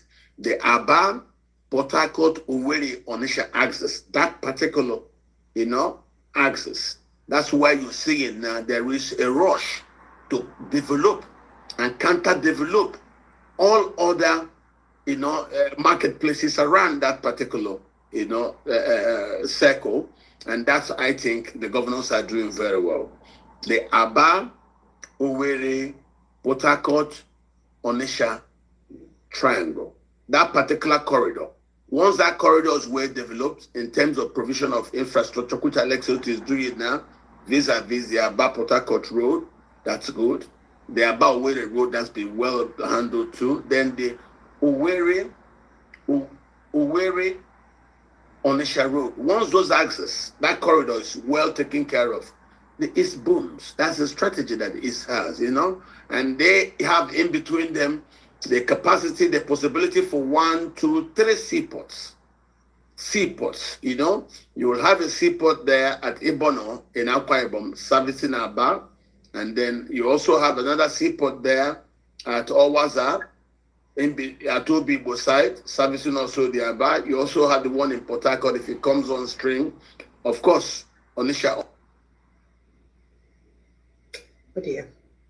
I don't know if we're having network issues. I don't want to. Are you there, sir? Can you hear us? Can you hear us, please? Also has that they need to grow. I believe we have done very well. I think we should continue to develop our places. I think the governor should be encouraged to do the best that they can. All right, sir. So do you believe that we need a new constitution? And do you also agree that if we do not change the way we select our INEC, in fact, the way we select the INEC head, that we may not ever have a credible election? Because there's a particular group, a northern group, that is backing Senator Obiora by saying that INEC indeed needs reform, else that there can never be honest elections. In fact, honest elections will be impossible in Nigeria if we don't have INEC reforms. Do you believe so? Well, it's not called INEC reforms, it's called electoral reforms. And INEC in itself would be caught inside those electoral reforms. The problem is, whatever set of leaders you see that hold sway, they wouldn't want to do reforms because they think reforms will undermine their ability to steal votes and perpetuate themselves in power. So I think what we need are electoral reforms, and I agree. So it's good that groups continue to say it, but then people only start saying these things when they are outside power. Most of the people are telling you about electoral reforms. They didn't want electoral reforms when they were in power. Yeah. But now that they're out of power, they are singing electoral reforms. It will happen for the same present set of people. When now they're not in power, they don't want to move forward on electoral reforms. Tomorrow, when they lose power, the first thing they will be talking about is electoral reforms. And Welcome, nobody stays in Chibuike. power forever. So Yep. I think we should do the best thing for our country to actually make sense that we reform our electoral system and make it as transparent as possible, so that is the only thing that can sustain a better society. In fact, Ogarek Beshola just talk and say if INEC could just adopt technology, say in 3 hours after election results will come out and they will be credible.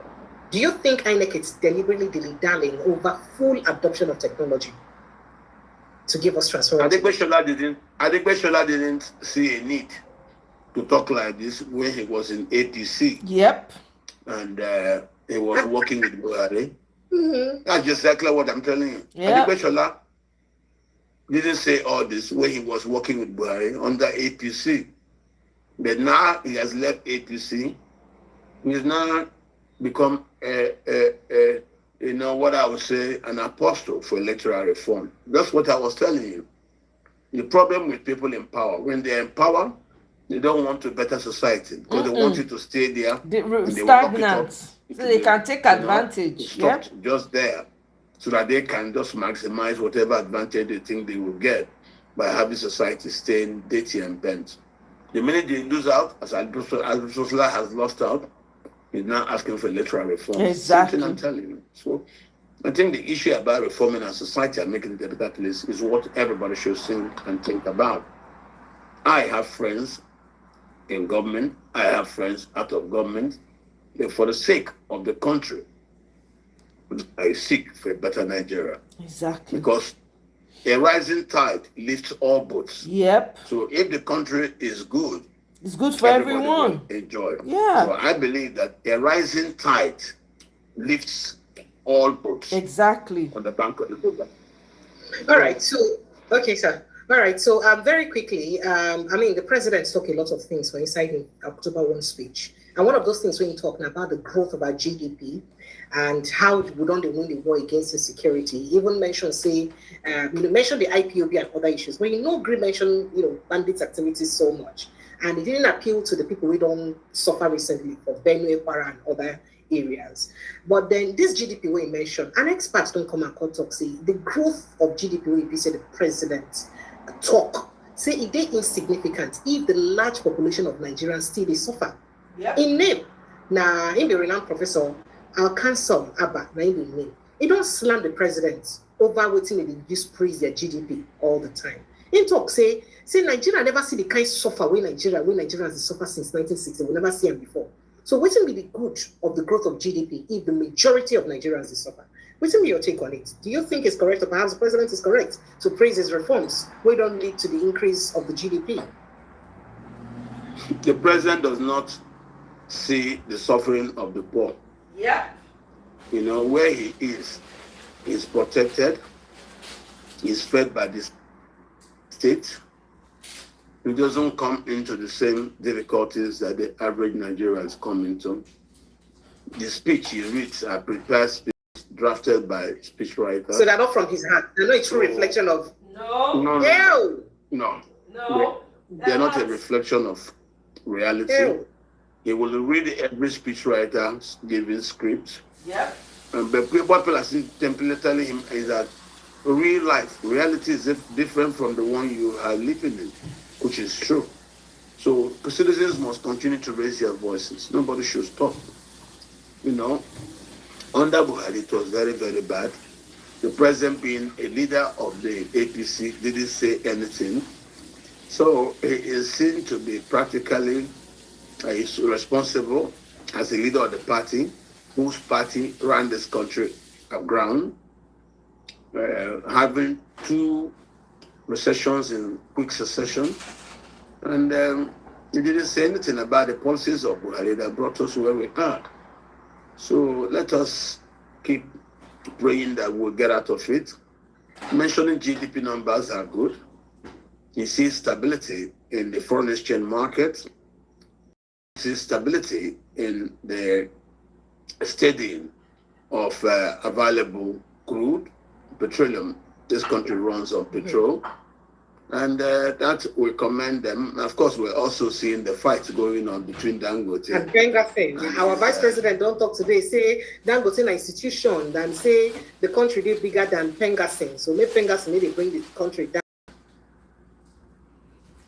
No, Pengasing represents the old group Dangote and Co belong to. Now that he's walking away from that group to establish something that competes against that old group. They don't like it. You don't expect them to keep quiet. They will make noise, but at the end of the day, as the president spoke, Dangote will outlive them when they move on, because he's the one that has something that's tangible that society wants. Pengasing don't have anything that's tangible. They are service providers, and they are complaining that Dangote wants to do away or whittle down their service. The service impact on the economy. It is the stronger the impact of their service, the more money and more influence they can draw from the politics. So you think they cry for their pockets, not be seen for the good of Nigerians? No, they have to cry, You don't remove cup from anybody's side and you expect the person to keep quiet because he wants to drink again. Where will he find the cup to drink from? If he doesn't have cup, he starts looking for container to take the water from. So that is very, very important. What Dangote has done is a very painful transition. He used to be part of those who import fuel. Every service Pengasing provides, he used to provide, but he is now moving to become a net refiner. So once you get involved in refining and local beneficiation of crude, of course, those who are not ready to compete with you will fight you in one way or the other. And the service that Pengasing and Co and NUPEG provide are services that Dangote is now going into. Okay? So Dangote is trying to provide just the same way Nigerian Breweries provides for its distribution. Nigerian Breweries has its trucks that provides its product from its manufactured base into the distribution points. Dangote wants to cover that, providing his own. So that means he go boycott this Pengasing and the Nupeng, their Wahala, just doing things by himself. He will boycott it. So they also have their own play in the economy. It's just that Dangote would now come inside to eat into their muscle. If they used to control 10,000 trucks a day, Dangote brings in 4,000 trucks. That's all playing into 40% of their, of course. Yeah. So when you're not playing to 60%, 40% into their strength, of course they will complain. Then you continue dragging it to them because Dangote is nothing new. Dangote is part and parcel of that caucus.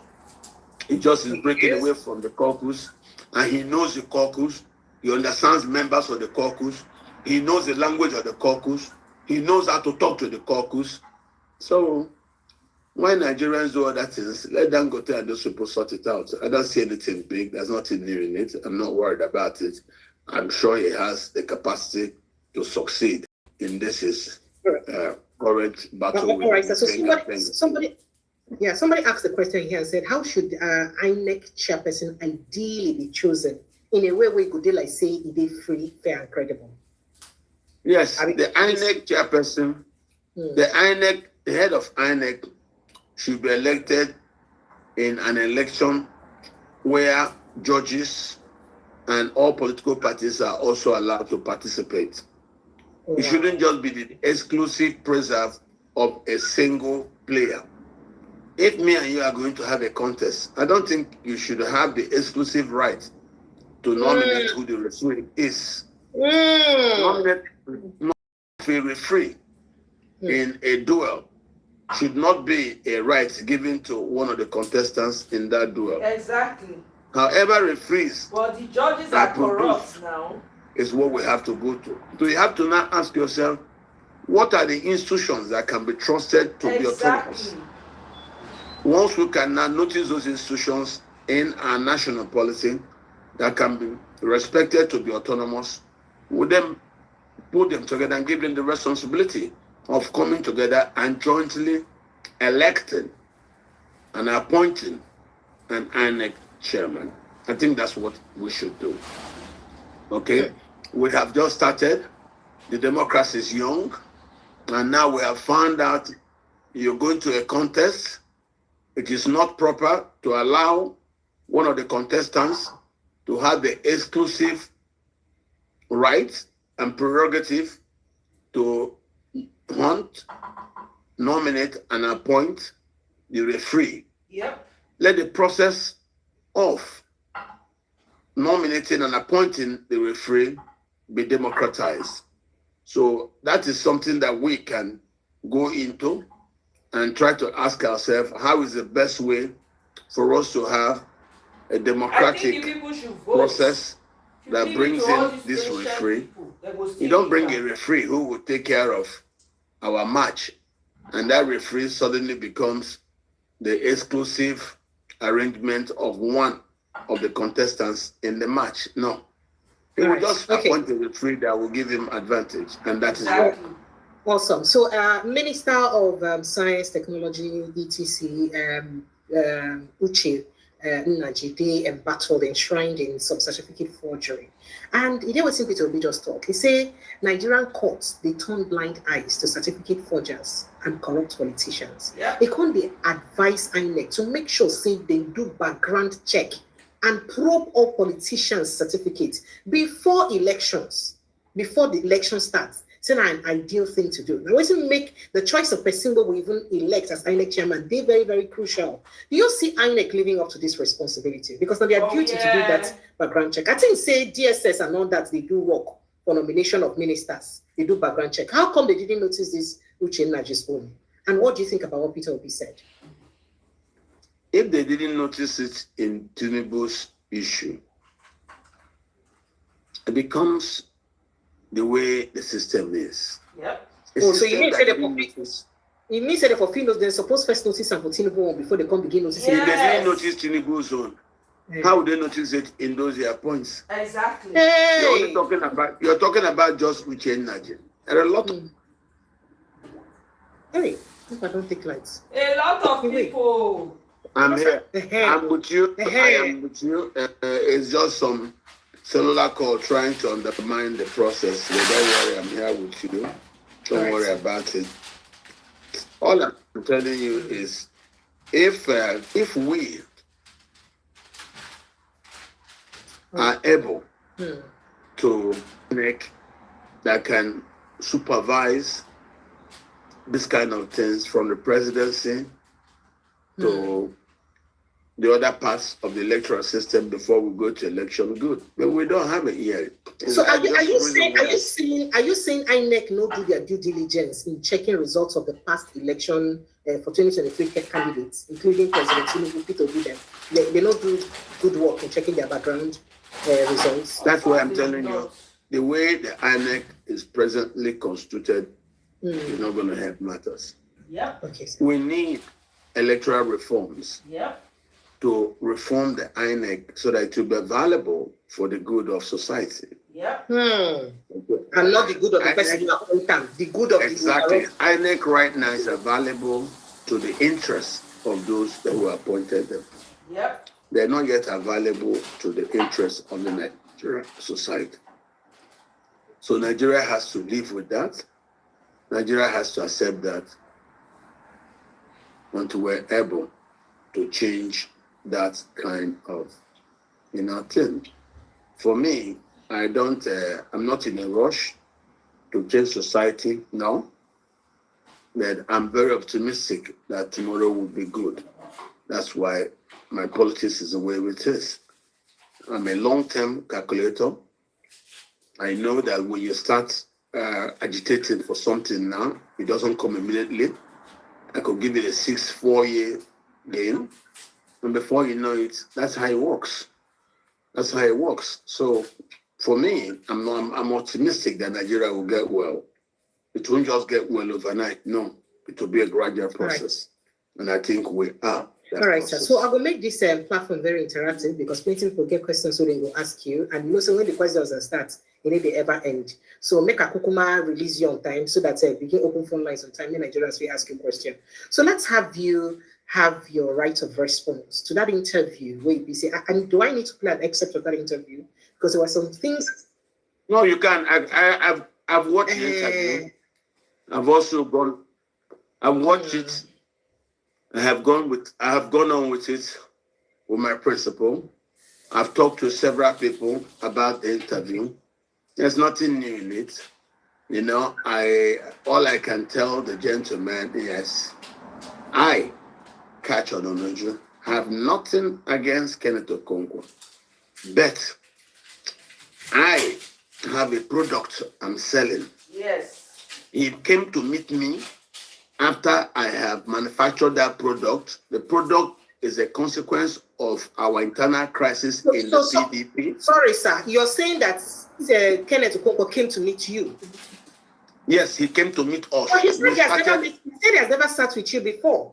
He said Let me help you now. Listen to me. Listen to me.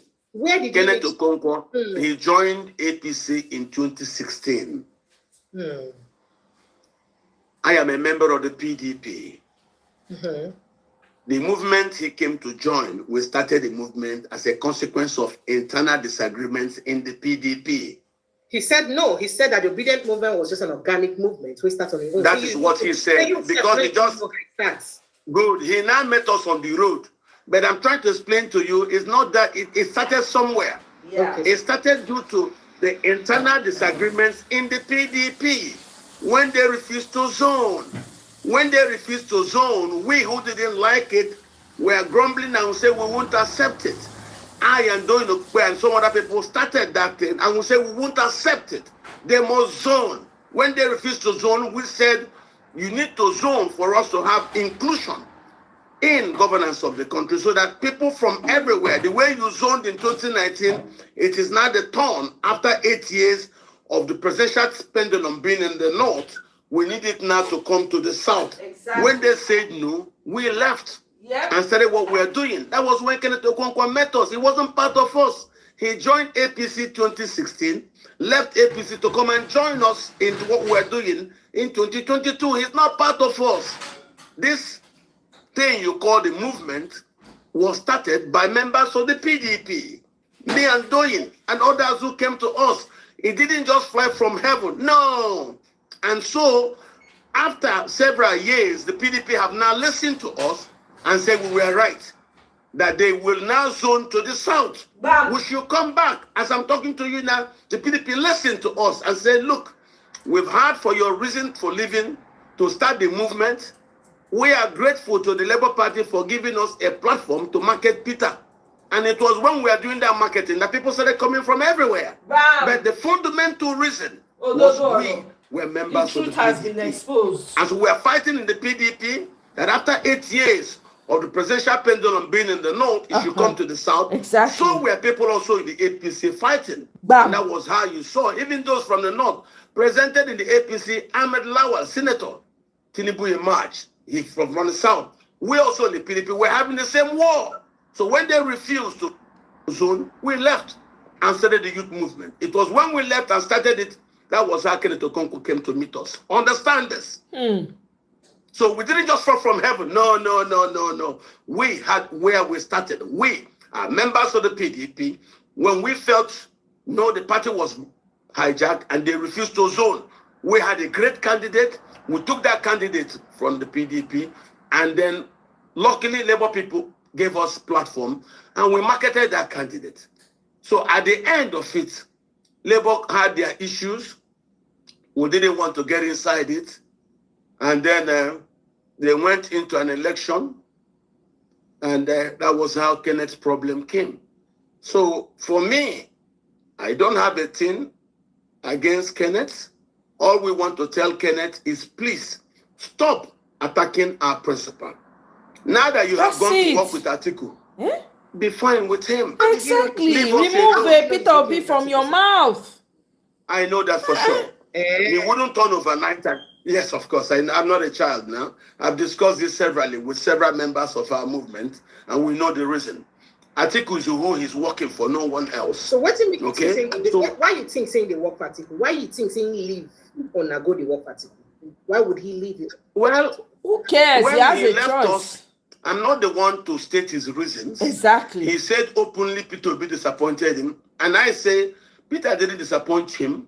It was just that Peter didn't have the guerrilla powers to force the Labour Party to remove the clause which stopped Kenneth from running for election in the Labour Party. And the clause was, Labour Party says specifically, you must have spent 24 months as a member before you can qualify to come and contest for their elections for executive.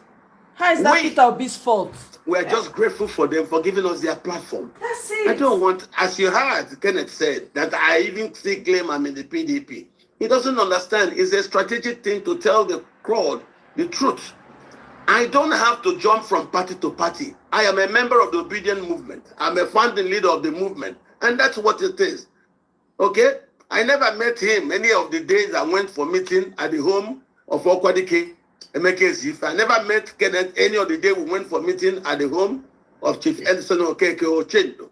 All these were initial places where we were meeting, forming, agreeing on what to do before we brought out our masquerade. It was when we've agreed and brought out the masquerade to national acclaim that people like that now came to join us. We had a root. We had a nucleus. We had a place where we started. Where we started was in the PDP.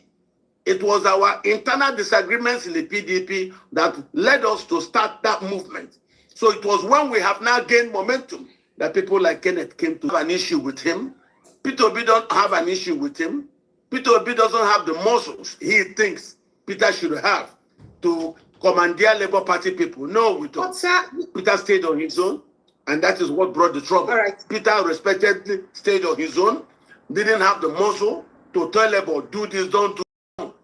And you can see how Labour is. Very, the war they were fighting right from the Akwanga Convention, they didn't stop that war. So let Peter stay away, Labour fight so that nobody wounds him. Kenneth wants Peter to now go there and tell Labour, why don't you let Kenneth contest? If you want to be official, he can be it. That's what it is. Peter don't owe him. And that was where that fallout came. He started saying, Peter, let him down. Peter, let you down. Let you down. There were several people who were working there for us as presidential spokespeople. I am also presidential spokesperson. I was a special advisor to public affairs. Dino Melaye was special advisor to Atiku on public affairs. And Festus Keyabo was special advisor to Tinubu on public affairs. I served in the campaign. So am I complaining? I'm not allowed to be this or be that. We are grateful to Peter. Peter don't owe me nothing.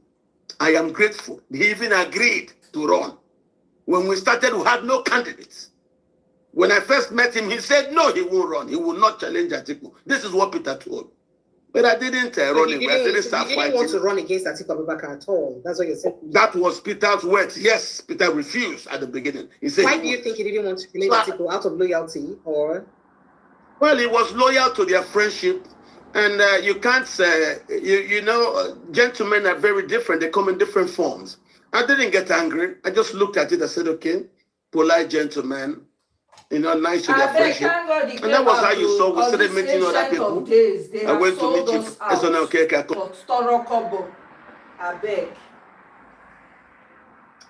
Complained to him on Stendo. He said, no, he can't say that. We have also gone very far. I think Peter has done very well. I am not against anybody. Those who think that he has not done much, that is their own judgment. I am grateful to Peter for agreeing with me, and I'm saying it publicly. At the beginning, when I came to Peter, he refused to run because Doyin was asking me, but we don't have a candidate. I said, we'll get one. And he mentioned about me and Hope Uzodimma. I am proud to say it. In 2003, we were members of APC then, me and Hope. We were campaigning in the East, and it got to time for election. I went to print posters promoting Hope for governorship 2003 on AD. He didn't want to run. Later on, he now called and said, what is it you want? I said, Your Excellency, I want you to run. That was how he ran. 2003 on AD. AD. A long time ago, not under the APC. Understand this. Kenneth is not a politician. He's an actor. See, so he comes, he jumps in, he doesn't understand. I'm trying to explain. There are reasons why politicians do certain things. There is a reason why we started the obedient movement. He didn't know. He just came, thought his opportunity. Yeah, but there are reasons. There are fundamental reasons. And that reason was we were pushing for inclusion of Nigeria's diversity in its governance. And that's what we're saying. If somebody had ruled for 8 years from the south, from the north, it is now turn of the south. The PDP listened to us and recently voted to say they have zoned their presidency to the south. So for me, it shows that I won. It's victory. The party listened. And we said, the way you treated the Northerners in 2019 when you zoned to the north, please treat us also that way. Now that the Northerners have ruled for 8 years with Buhari, zoned to the south. The PDP, as I'm talking to you, have listened to us and have zoned to the south. So Kenneth doesn't understand what we are doing. He just jumped in. He thought it was a joke. It's not that. All right. All right, sir. There are a few things he spoke about, so I would like make you clarify one by one. You don't clarify some of them. A talk say you say him be the seek for the position of the publicity secretary of Labour Party. And when Peter Obi could not give that to him, just like he said now waiting make him leave. He say, he deny, say, he no ever at any time been one get any position for Labour Party. The Labour Party was already a sinking ship. That he also said that the position of the spokesperson to the president or the presidential candidate is higher than the position of the publicity secretary of the party. Even though, say, at the time where you talk, saying they seek this position after election, because we know that a spokesperson to the presidential candidate's work, they end after election. After election, it don't end. But he say after election, because of saying still, perhaps they enjoy that position when they don't enjoy as the spokesperson to the presidential candidate, that he didn't have any reason to want to be the publicity secretary of the party. That to him is even a demotion. So is there any evidence to the fact? Is there anybody that can corroborate your claim that indeed he tried? Let me also help you. The Labour Party. Let me help you. I was never, ever particularly, I never said on this your program or any program he was running for public secretary. What I said was he was running for... That's what he responded. No, listen. That is what he said. Yes. What he's responding to doesn't mean nothing. Yep. He was trying to run for office as the Labour Party sought to elect new executives. And if you notice, of all of us who worked in the obedient movement, he was the only one who started going to Labour Party trying to run. It was when the Labour Party brought out a rule that you must have been a member for 2 years before you can be eligible to run as an officer. That's when he started fighting them.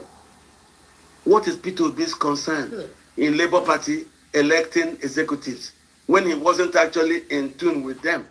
So why run there? Has he looked at us, leaders of this movement that formed it before he came to join? Just to tell you, he came just from APC and all he could get to. What is he fighting Labour Party people for? What is his own with Labour Party? Me, that worked as special advisor, public affairs, did I start going to struggle Labour Party with the Labour people? Because I understood how very touchy they were. They thought that we, the movement people, have come. They have given us a platform to market Peter. And some of them were feeling that we even want to take over their party. So those of us who understood it stayed away from the internal politics. Kenneth only got bruised because he went there to start playing, to get involved in internal Labour Party politics. He didn't understand what we were doing. This is just the problem. And he didn't understand what he was doing because he joined us midway. If he had looked at us that he met, who started this movement, he should have seen that none of us were willing to go and start arguing with Labour Party people. Leave them alone.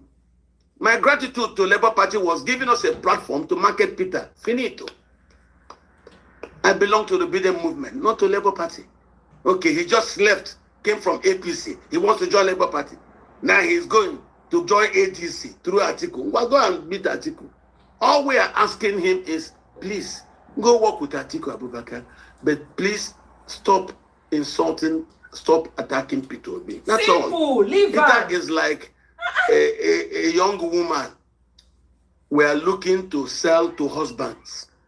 Don't start damaging her until those husbands have now agreed to say the girl fine or the girl no fine. Make no this spoil the market where we get. This So is you not think, what at all.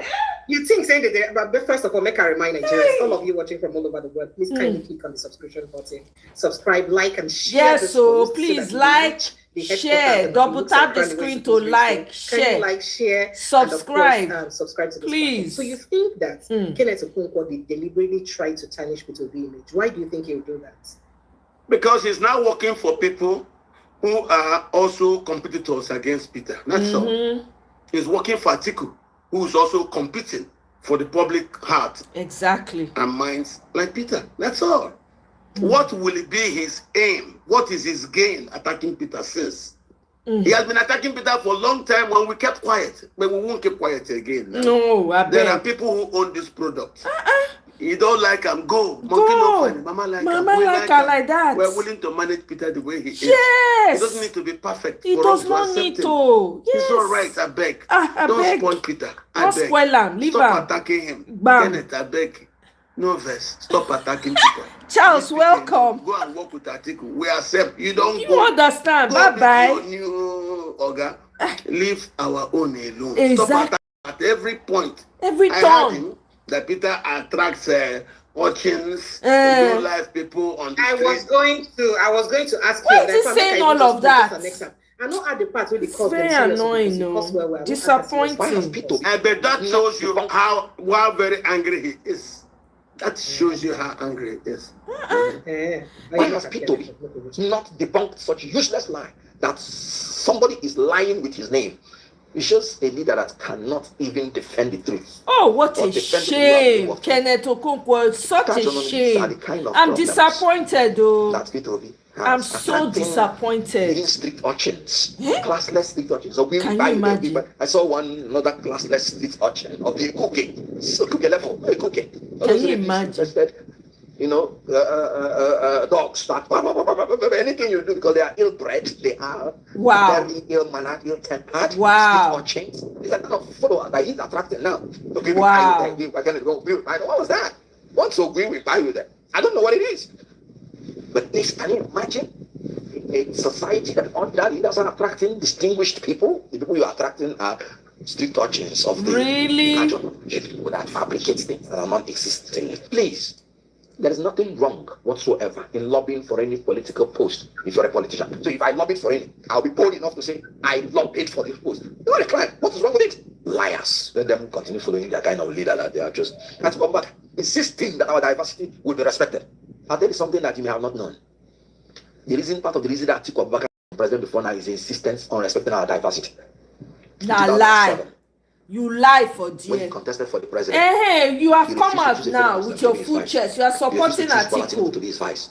Atiku will never be president. Sorry. It must be Muslim Christian ticket. In 2015, when Buhari won in the primary election, Buhari was contemplating to choose a fellow Muslim. Buhari went to Atiku to ask for Atiku's support after the primary. Atiku told him, I will support you on one condition.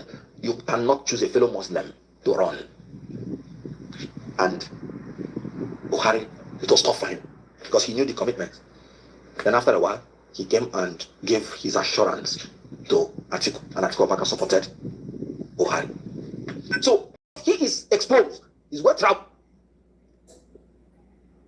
All right, so that interview was in Symphony TV, and that video clip is courtesy of Symphony TV. I think I can quickly just put them out there. So you hear a few things we busy talk. Nigerians, once again, make a reminder and look on a click. So I need to pay money for subscription. Pay, subscribe, just click on the subscription button. Exactly. Click on the like button. We are over 600, almost 700 people watching at a time. That's right. And we are just have barely 100 likes. Please, let's all the same thing like here. and subscribe, please. Double tap your screen to like, please. Open a like, share, subscribe, and make subscribe. this post go far. So you hear the things the way he say in talk for inside there. And there was something he said. I'm sorry, please forgive me for me to mention it. He said you have a health issue. Health issue. I don't know. You know he's an actor. Actors can lie. If I have a health issue, I would know. Unless he saw it from TV. I beg, let him tell me the health issue. Is it malaria? Or which one? He said it's a degenerative. Degenerative. You know, I don't have any degenerative illness. I don't have any of that. I don't have, it's just story. You know, Kenneth thinks that politics is acting.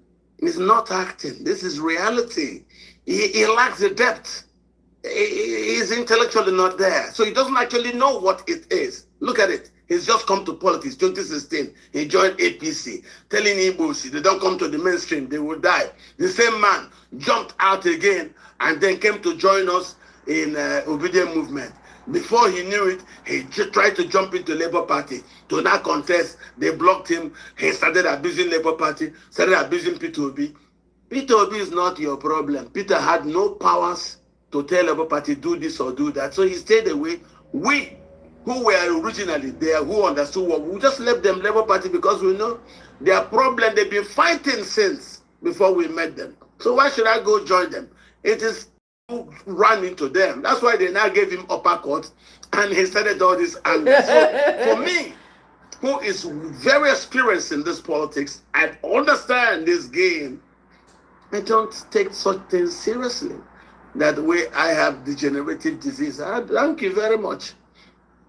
Examiner of degenerative disease. Oh, thank you, Dikachi. Oh, we are begging I him. appreciate. Please, thank you. Stop attacking. I beg. For those of you that have not liked, please double tap the screen to like. So he's also angry. He's also angry that you lied against him and P2B refused to clarify the lies. Listen to me. So why Peter? Listen, he just told me. I didn't lie.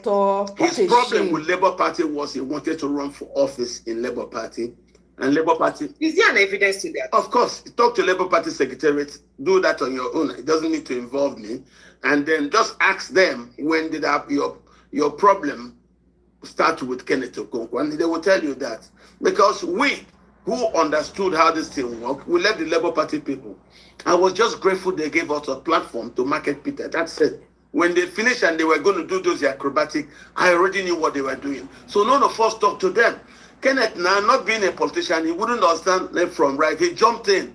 And as he jumped in, they now embarrassed him by telling him that, hey, if you're not up to 2 years as a member of any party, you're not eligible to contest. And that was how they removed him. And he now thought anybody could help him. Peter kept quiet, looked the other side. And that was how this all started. There is nothing Peter has done to him. Nothing. It was just that he thought Peter could not protect his interests. Peter is not that kind of person that will go and start putting pressure on an association he knows were already purposed to undermine democracy. Why should he get involved?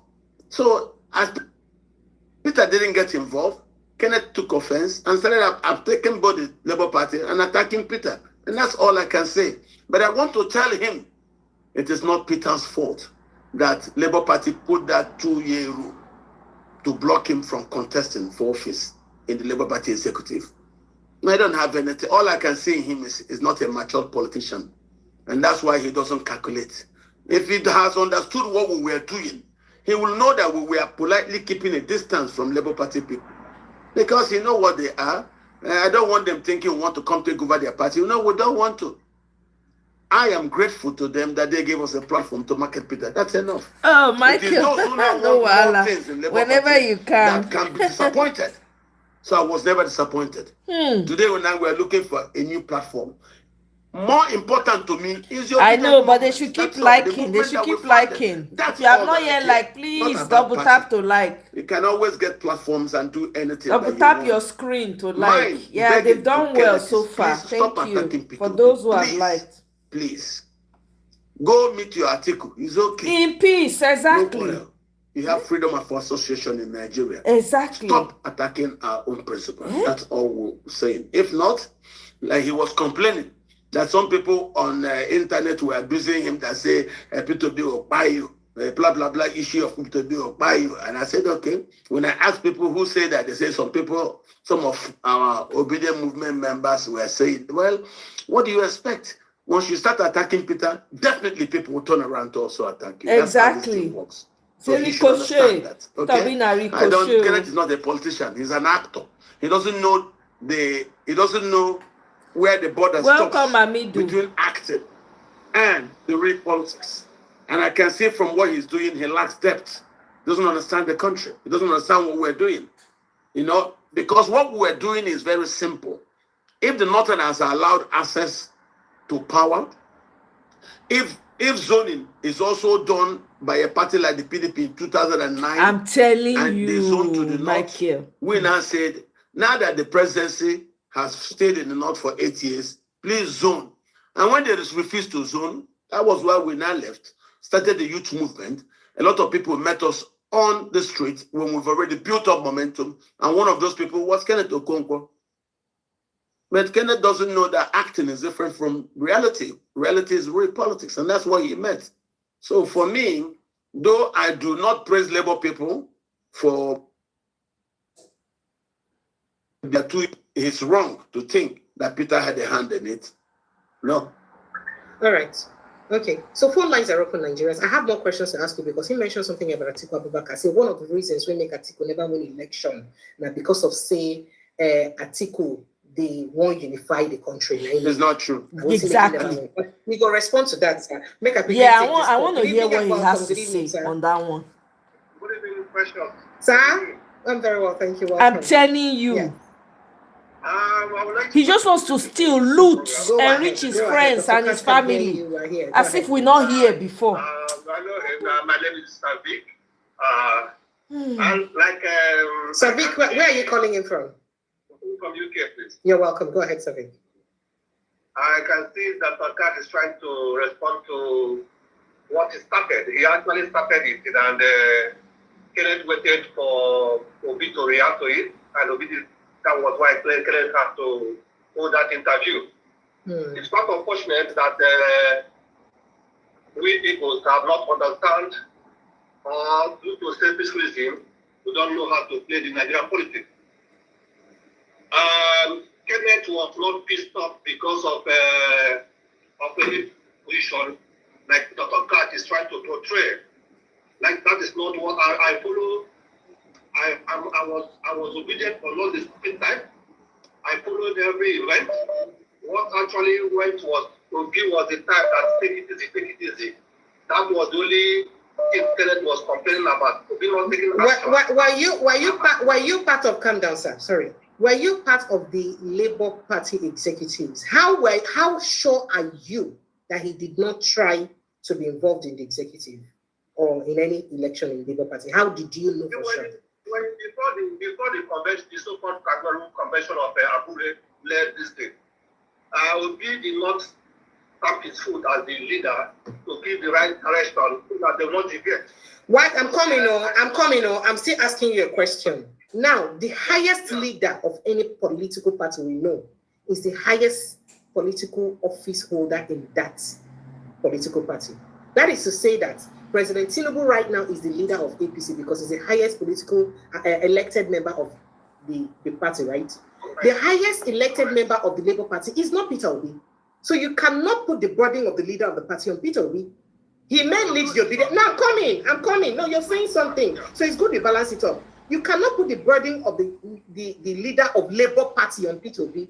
when he may only be leading his own obedience movement and not Labour Party. Even the obedient, not the lead. Now we get grounds. We they support them that have the high position or the highest ranking position members elected in the party. Why don't you hold those people responsible as the leaders of the party? No, I'm not blaming only obedience for the Labour crisis. No, you just said it now that the reason why he left is because Obi did not put his foot down. Dr. Kachi started it. Because he was jumping from one station to another, attacking Kenneth Okonkwo. Now he did not want whichever response he got from Kenneth. He was jumping from one station to another, attacking Kenneth Okonkwo. Where? When? He's only here we talk to him. I never went anywhere. Did you hear that? No. Have evidence. No, calm down now. Okay, no go the rush. If you want, it's only on this program that we spoke. You cannot come and say your mind and just leave. You go verify your mind. You be open to probing. Please give me name the stations where in attend, where in talk this thing. Give me evidence now. Make I shame him. Tell him to just give you just one station. That is only in my platform here he's come. So show me, and then in this my platform he came. Honestly, I can't remember. Please, if there is evidence, go back to the videos where you exactly. Calm down and listen to me to finish asking you question now. Calm down. Show me evidence. Calm down. That Kenneth wanted publicity secretary position. Apart from saying he wanted a position. Where he mentioned specifically the position. He just wanted position. That's what I said. He also mentioned the number of other stations he attended for interview. Please say it. What are the other stations he attended? Bam. No other station. I will forward it to your WhatsApp. The copy of the different platforms where you hold interviews. Ask him to mention the station. Exactly. Doesn't where? You know of three. Count one station. What? Just one. You don't have them. You know what? Let me let you cut this call. No, let me let you cut this call. Go and get those evidence. Call me here. If you don't call me here, send them here before the end of this show. I'll air them.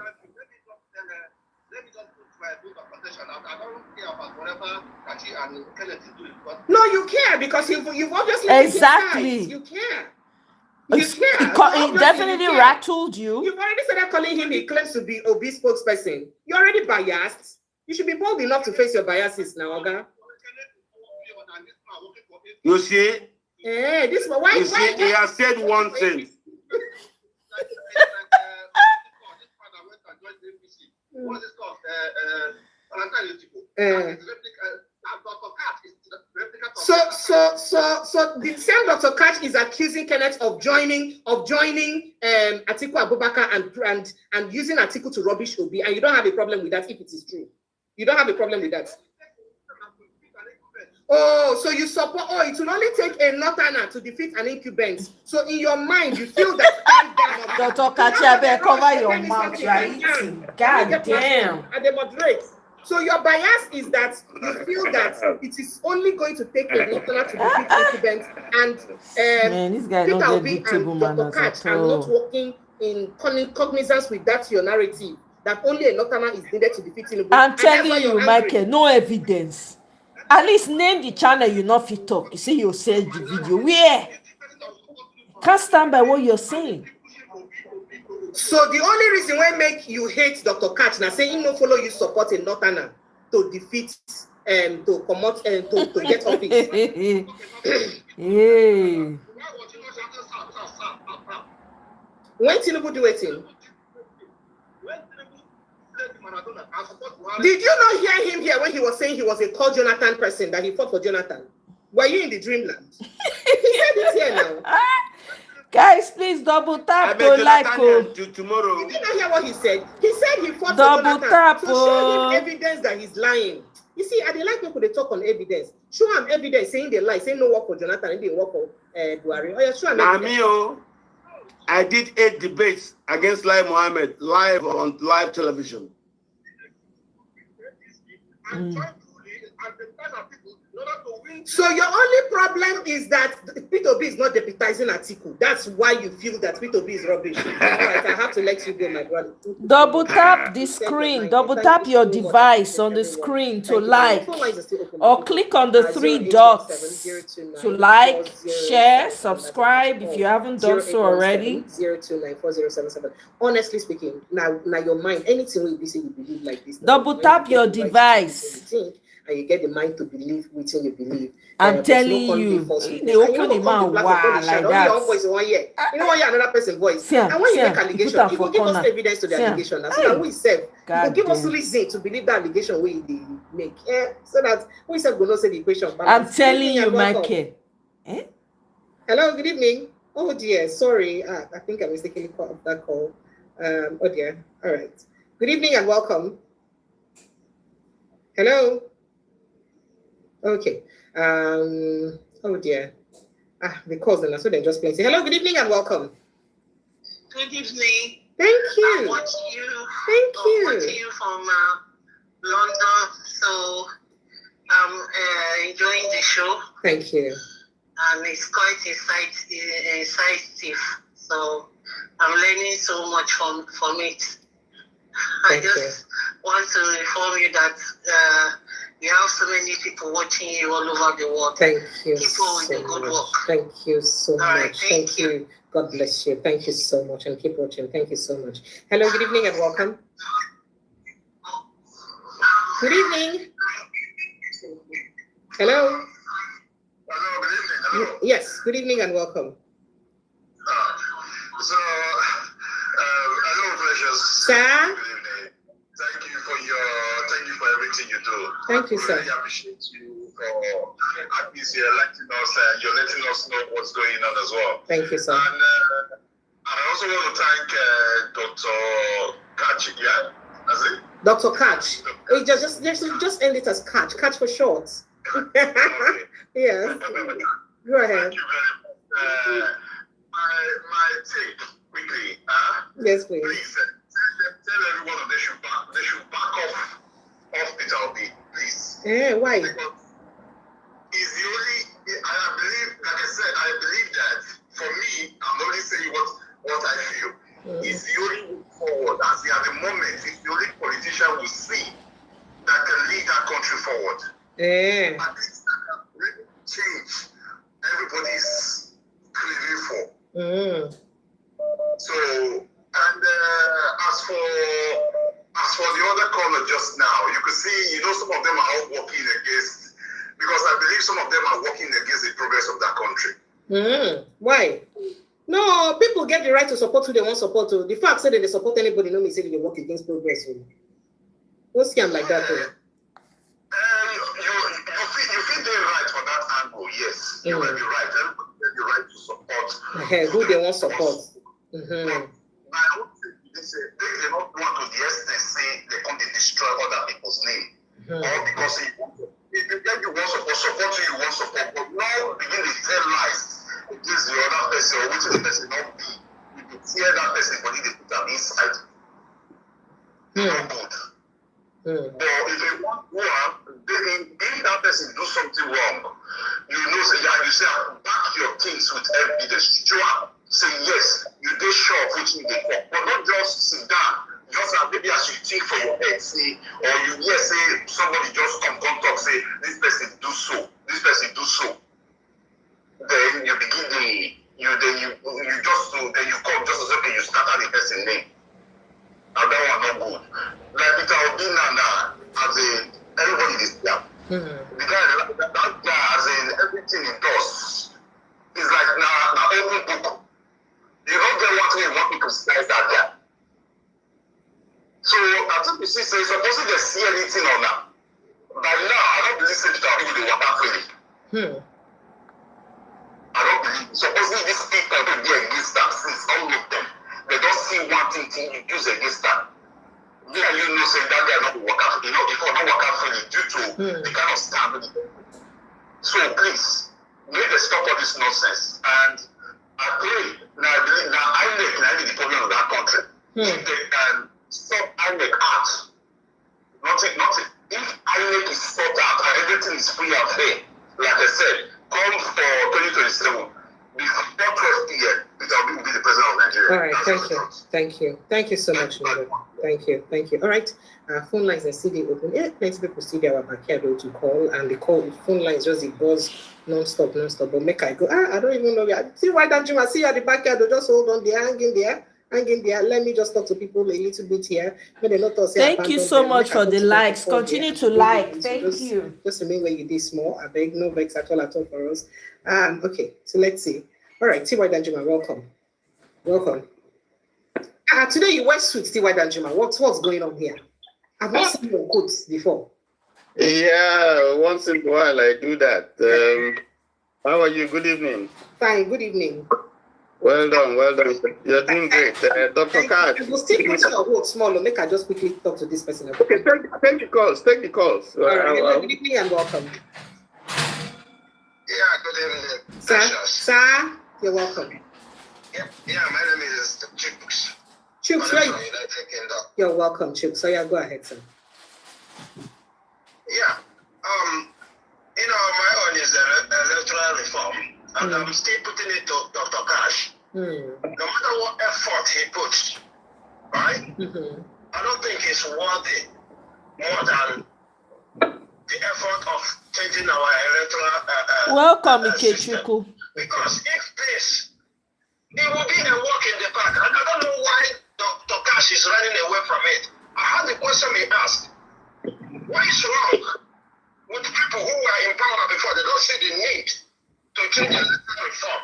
Now they see the need to change it. What is wrong with that? They have problem with that. And the last one I'm going to say to you. Omondo, yeah, exactly. I know. I don't know. Somebody should talk to him about it. It's very, very, very tacky. Welcome, by the way. Have you liked Omondo? Please like Ikechuku. Please double tap your screen to like. Double tap your device. That he was running for a position. That's why all this problems. So you have to bring it here so that we end all this. Come tomorrow, when we call in here, it will become an argument. Thank you. All right, thank you so much. The 20 months to me, please, about the electoral form is it right away from that. Because the biggest gift you can give to Nigerians. Okay, why in they run away from electoral? Hi. Question we have. Okay. Can you hear me? This is Omoye. Your network. Sorry, I was thank you so much. Hello, good evening and welcome. Good evening. Your network no good though. You did hear me? Yes, let me reduce the volume of the thing. Beg reduce and quench and finally, sir. Can you hear me now? All right, go ahead, sir. Okay, like I said, my name is Andrew. I'm calling from London. You're welcome, Mr. Thank you. I'm from Edo State. We are also one of those that really work for obedience. Okay. Like Dr. said rightly on that video, I watched him when he said, we are obedient. We're not Labour Party. That is correct. I'm obedient. Today I'm still obedient. I've never been part of Labour Party. With he's a gentleman I like so much when he was Peter B, and it's a good orator. He was really talking during it. But I think I also agree with Doctor when he said that he do not really understand the dynamics of politics. He's basically a politician because the way, the speed at which he jumped, I think he should have been patient. Because at the end of the day, you just jump, and the next thing is you just start attacking people. Are you saying he doesn't have the right to jump to any other party? Everybody get right to jump. He has the right to jump. But Peter B has not. He said Peter B offender now. You don't get anything when you know to say Peter B no offender. Yeah, but it did not stop you from jumping. It didn't stop you.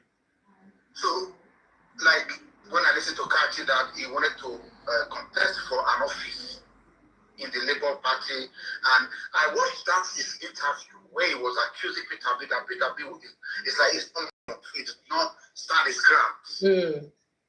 I watched that his interview, and I can only just relate it to what Dr. Kachi has said here. That when you say that Peter is not man enough, he did not put his foot on the ground. What are you talking about? What do you want to do? He made a party structure. A party gave him a platform to run for an office. Then he just wants to attack that political party all of a sudden. It doesn't work that way. So they would have forced him. You expect Peter to force you on a bullet? Or to, I don't understand. So for me, he should calm down. Because at the end of the day, Peter B is a man, is a gentleman. When Atiku declared to run for 2023, in that declaration hall, Peter B was there. And I remember very well, the question they asked Peter B, why are you here? You want to contest as president, you are bringing another candidate declaring. He said, it's my friend. That does not stop him. And that's what Peter B, from the time I worked with him as an obedient, because I was really committed obedient, that's the kind of person I see to be. Attending that declaration does not mean that it's not going to pursue his own. He's a very loyal person. That's what we are saying. Okay. And even with this ADC, Kenneth Uganda will never contest. Peter B is very much in that race.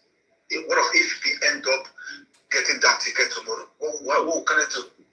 So if you can't, I just now conclude. Thank you. All right, thank you. Thank you so much. Okay. See why Danjuma, don't worry, make I let you talk to me before I go back to more calls. Go ahead. Okay. I don't want to discuss Kenneth because for me it's inconsequential. Peter is frustrated and this is not the first time he's speaking ill of people. But let me just leave that because I don't think it was any consequence. He has the right to associate with anybody that he wants to. But if you look at what he said in his latest, I think he stepped up line. Let's leave that. But the one is, why are all these attacks, these varieties of attacks on people coming, they use all kinds of people. They use the bad dogs, they use the Kadogi, they've attacked his person, his family, his children, his wife, they've attacked his personality and character, they've tried to, go into his business dealings, they tried to, give a different narrative of his tenure as governor, but the facts are there. Anybody who wants to go and check, thank God for Google and chat GPT, you can get whatever you want concerning his tenure. But these are all things that they're doing to rubbish him. And the critical question is why someone who came third? They never say anything about Kwankwaso. They don't say anything about the person they say he came second. So why is it every time? And to now think that, okay, all these things haven't worked, maybe we'll look for an Igbo man to use against, let's use someone within who claim, quote and unquote, to be an obedient and to be his spokesperson or a former spokesperson. If we can use him, and then we can demarket him, or we can compel him or try to talk him to take up, to play second fiddle and be a vice presidential candidate of Atiku. That way, you'll be playing into a narrative. That is to say, if Obi runs, becomes the presidential candidate, then that aspires Atiku's, ambition to become president. If Obi goes on his own, then the chances are that Atiku will fail again as he's been failing before.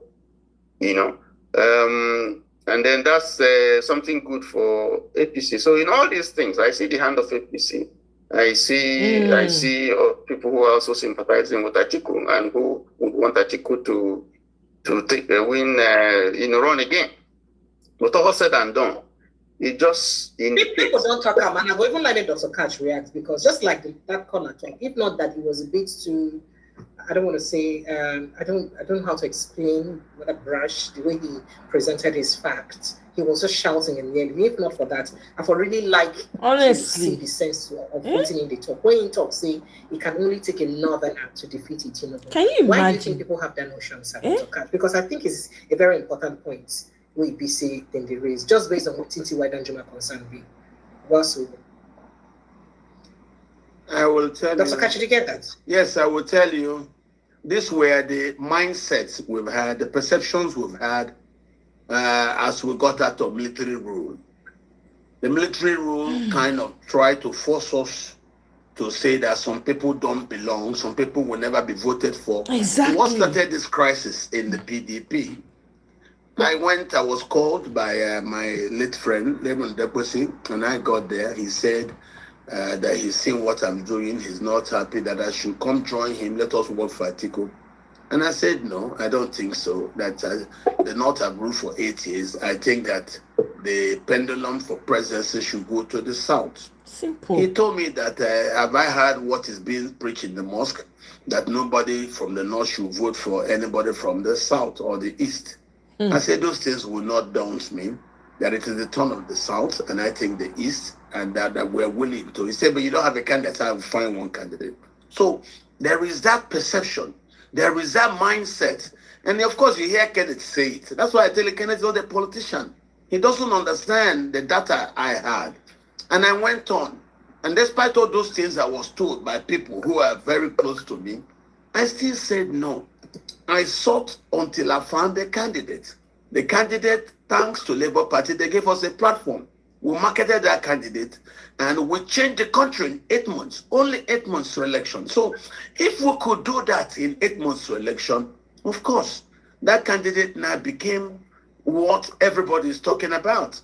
And yet, as you can see, one of my brothers, Kenneth Okonkwo, who came, suddenly was cajoled by those people, and they took him, and they now set him against this, my candidate, who is Peter. And that's why we're having this conversation. Kenneth, go work with who you have met new. Sure, you say only a northerner can win. Good, go work for him. Allow me to continue to sell the market that I was selling before you came to join me. This market, I made this market in 2019. This particular market, I worked with him till he won. He got to 2022. We now talked about what to do. When they now blocked us off in the party refused to zone. I started playing this game, got this market to the Nigerian people. You liked him, others liked him. Neither you think you want to go over to another place, no problem. But please stop attacking the market. That's all we say. That's nothing big. I have nothing personal against Kenneth. I don't even take those words he said, all those abuses. Those things don't mean nothing. I'm used to it, and I'm in the public space. So bottom line, you're indifferent about switching the talk, saying that you're not kind of only now you feel defeat Tinubu, and that's Igbo people are not playing. Those are just those are not proper talks.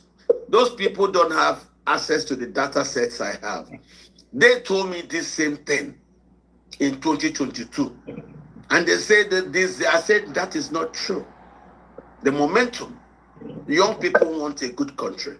And once you can give them a good candidate, this and this will happen. And we were able to find a good candidate.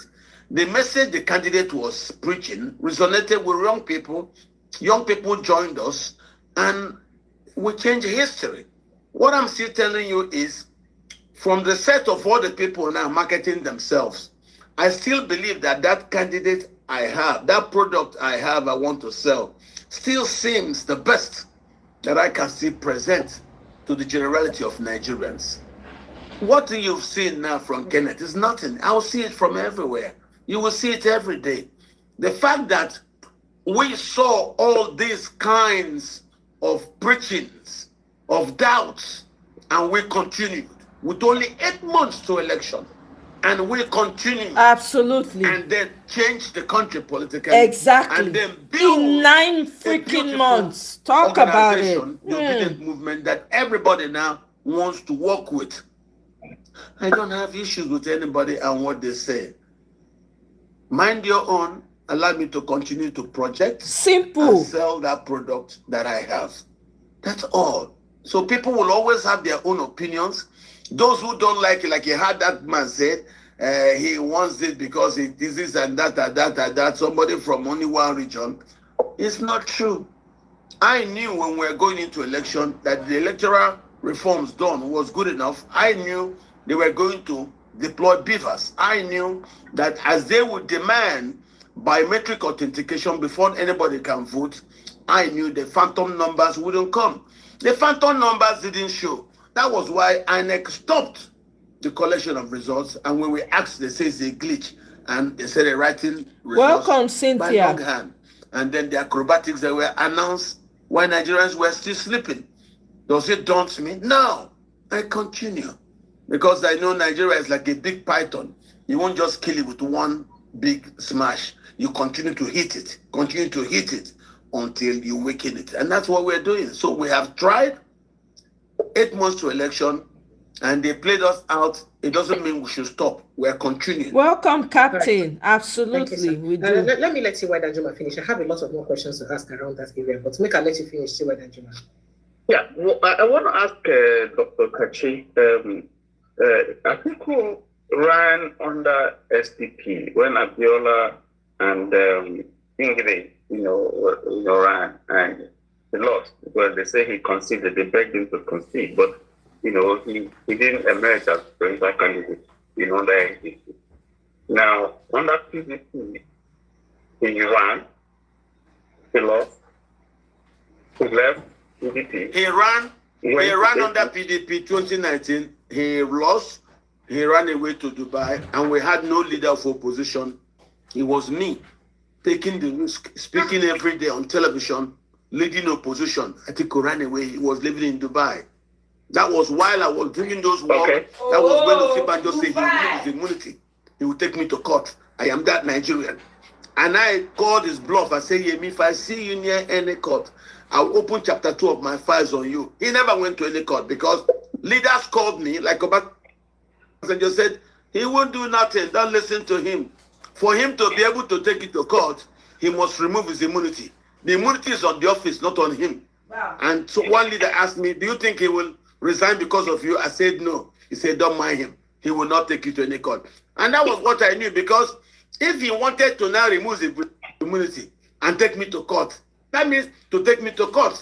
So I just kept quiet. Osibanjo never could take me to court because what did the law, his two sons wrote me what they call the pre-action notice that I should. And what I said was very simple. I went to blame him for all the problems we saw at NEMA because he was supervising of government official on top of NEMA. Wow. And there was a public hearing held by the National Assembly on NEMA, and all the blames were put at him. I took it public. I blamed him. A lot of the things we were saying, Yemi said that I was damaging his name and I was smearing him, that he would remove his immunity, he would take me to court. Osibanjo, people were calling me left and right. I was laughing. So one leader called me, a former president, and I went to his house and he said, don't shake. Nothing will happen. For him to be able to take it to court, he will have to resign. The immunity is not on him as a person. The immunity is on the office. So I now understood, for him to be able to take me to court, Osibanjo will have to resign. Hey, Osibanjo, when I was asked, do you think he will resign? I said, no, he never resigned. He never took me to office. That's what you hear him saying, that he went to tell President Buhari that somebody damaged his name and he wanted to take the person to court. And Buhari was laughing. He said, you want to go to court? What about me? They even set me up a wife. They married my wife to me. They even fixed the day I will come to the Central Mosque and marry. I mean, you not read it and you say you want to go to court on your own. Okay. So that he wanted. Okay, let me ask my question, and then so I can step aside because I get there. What I wanted to ask Dr. Kachi, I was just saying that Atiku had moved from, had run under SDP, he didn't succeed. Went or ran under PDP, he didn't succeed. Don't say he ran under.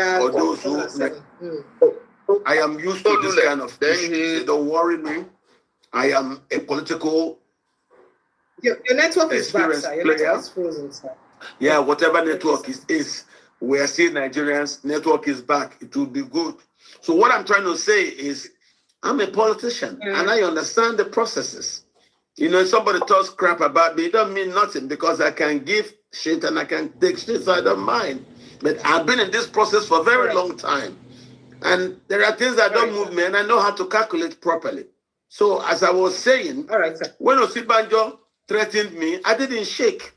Nothing shakes me in this business. I know the business very well, and I understood it properly. So before I got a candidate to say they will run, I knew what I was doing. And the candidate ran, and he won. That's why everybody is afraid of him today.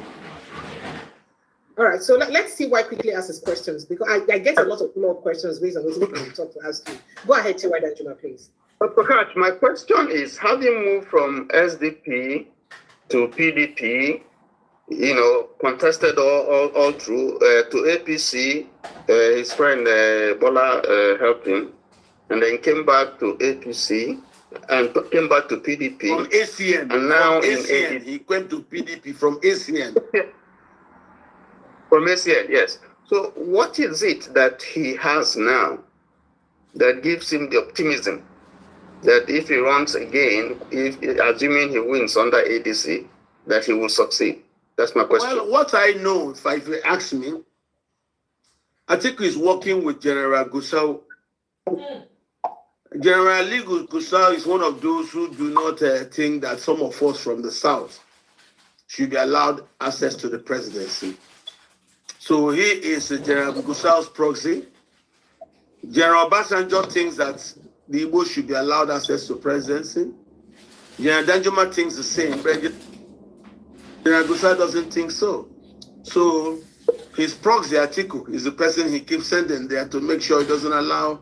If not, everybody in the South, in the North, agrees that the presidency should in the South till 2031. So why? Without Atiku, and this is acrobatic, P2B would be president today. Exactly. If he had respected zoning and we had run with Peter, PDP wouldn't be a divided house. Yep. So now you can see us working again. His strategy for winning is to poach our people. Now he has poached Kenneth. Exactly. And Kenneth has gone there. Kenneth's first job is to start abusing Peter. And that's why we're telling him, please leave Peter alone. Face your new Oga, Atiku. Leave us, let us do what we're doing with Peter. This one, now again, where we want to make people mad, call the name of the girl before we see husband for her. All right, sir. So is that all your questions? Yes, I can leave. So, thank you so much. Thank you. All right, before I ask my follow-up question, this caller has been waiting for Thank you. Good evening and welcome. Sincere apologies for putting you on hold for this long. Go ahead, please. It's okay. Good evening. Good evening. What's your name, sir, and where are you calling from? Okay, I'm Ernest calling you from Ikeja. Can you hear me? Yeah, I can hear you. Go ahead, Ernest. All right, I just want to quickly reply. Welcome, Oscar. Thank you so much for the likes. I really appreciate it, guys. Please continue to double tap your device, your screen device, to like. Generally accepted by as the House majority that has many followers, that has people that has more competence. You understand? That is more credible to defend the particular tribe or a particular region person. This is just an individual that is generally accepted by many to defeat the incumbent. Remember, Jonathan ran with a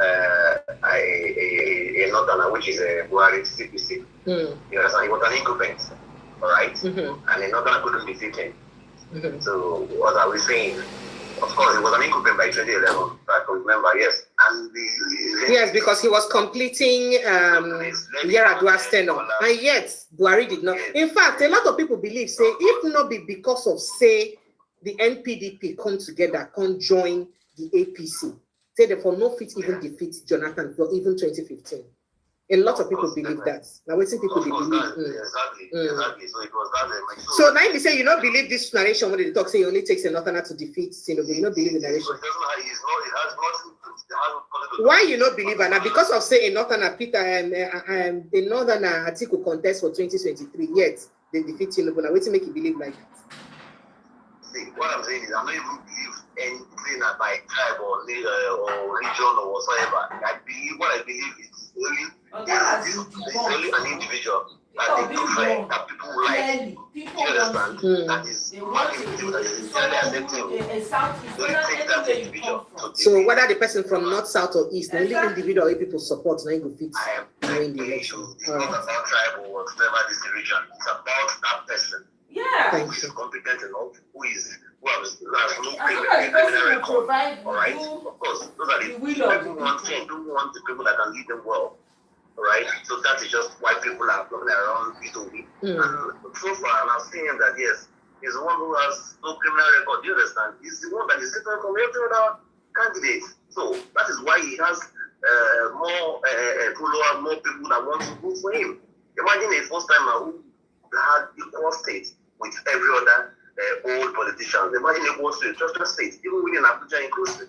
But people go tell you, say the dynamics not be the same this year. Yeah, right. The dynamics not be the same again. So you're not gonna be the same for 2027. Even the dynamics, I am telling you now, he has a higher like how would I put it? He has more chances of winning even compared to that of his own because you know why? Most people that even voted for this very present government are even regretting. Most of them are disappointed because they were thinking that the president will even do well, the president will do better.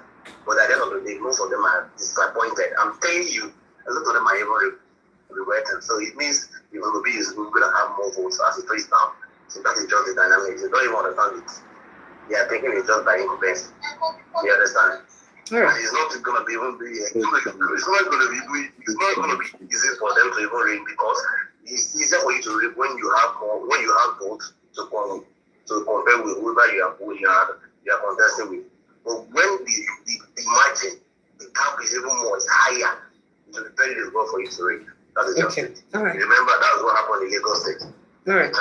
Even though they are rigging at the end of the day, they still could not rig to even beat down this thing. Thank you. So that's just it. Thank you. Thank you so much. I appreciate it. All right. So, Dr. Kachinonoju, a lot of people think that the Igbos are not playing wise politics. Say on a suppose align, say on a no, say only Peter Obi no get within the take as an individual to win the election if he no align with others. Why is it difficult for him to align with others to win the election? Some people have said it in this platform that you're deceiving the Igbos so that they will not benefit from governments. Because say nobody will agree votes the Igbo man only. So that the best way for him, the closest way for the Igbo man to be president is by being Atiku's vice. I'd like to take your reaction to that. That is somebody's, making somebody a vice president in Nigeria is like donating your son to the church. Exactly. You go and serve, and then you put in your mind is going to serve. A VP has no say. At all. Today, Houseboy. Alhaji Shetima is vice president of Nigeria, and his state is half occupied by Boko Haram. Yep. What is the gain in it? What improvement has VP brought to Borno State? Nothing. Oh, yeah, nothing. The man himself might personally be aggrandized, makes advantage, makes money. But what advantage has Borno State gotten that Shetima area? Nothing. It brings no advantage. Once you're VP, the first thing that happens, if the presidency is a very old man, say he's a man of up to 80 years old, you will then see a cabal that form around that presidency. Yeah. That cabal will not take charge. The first thing they will do is to appropriate the office of the vice president to themselves, knock the vice president off. And then, so why would you want to subject your person to such a position? You saw how Sibanjo suffered. Is it the same thing not happening to Shetima now? Oh. So forget about that. The right thing is good for the presidency. That's right. And Atiku still cause some when they Okay, I think the network has gone back again. So let me just quickly jump on a call.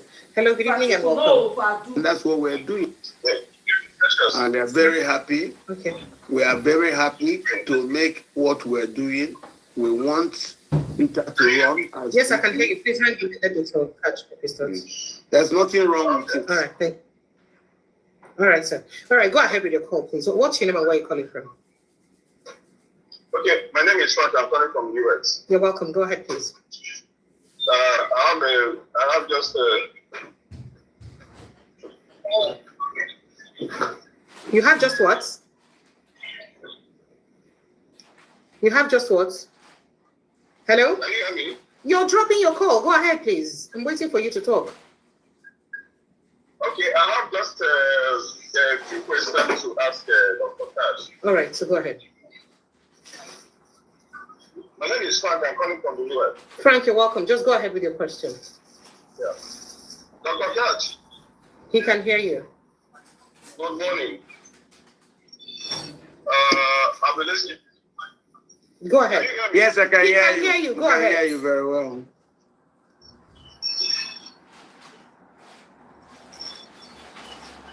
I think you're trying to listen to yourself in your device and on phone at the same time, so it's distracting you.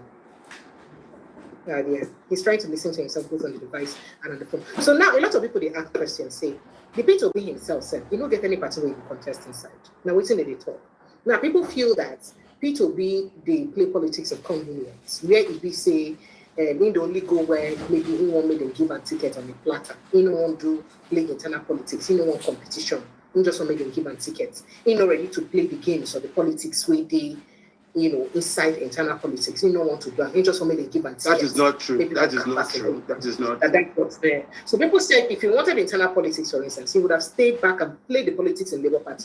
One, or he would have gone to Labour and ADC and played internal politics with them instead of wanting votes ordinarily. And then others can say, as a matter of fact, as it stands now, because of his style of politics, say he no really gets any party to contest. And what does that mean for 2027 for him? One, your words are not true. One, Labour Party is good. Our behaviors in regards to Labour Party is based on our experience. We think what can fight as an opposition platform is a unified platform.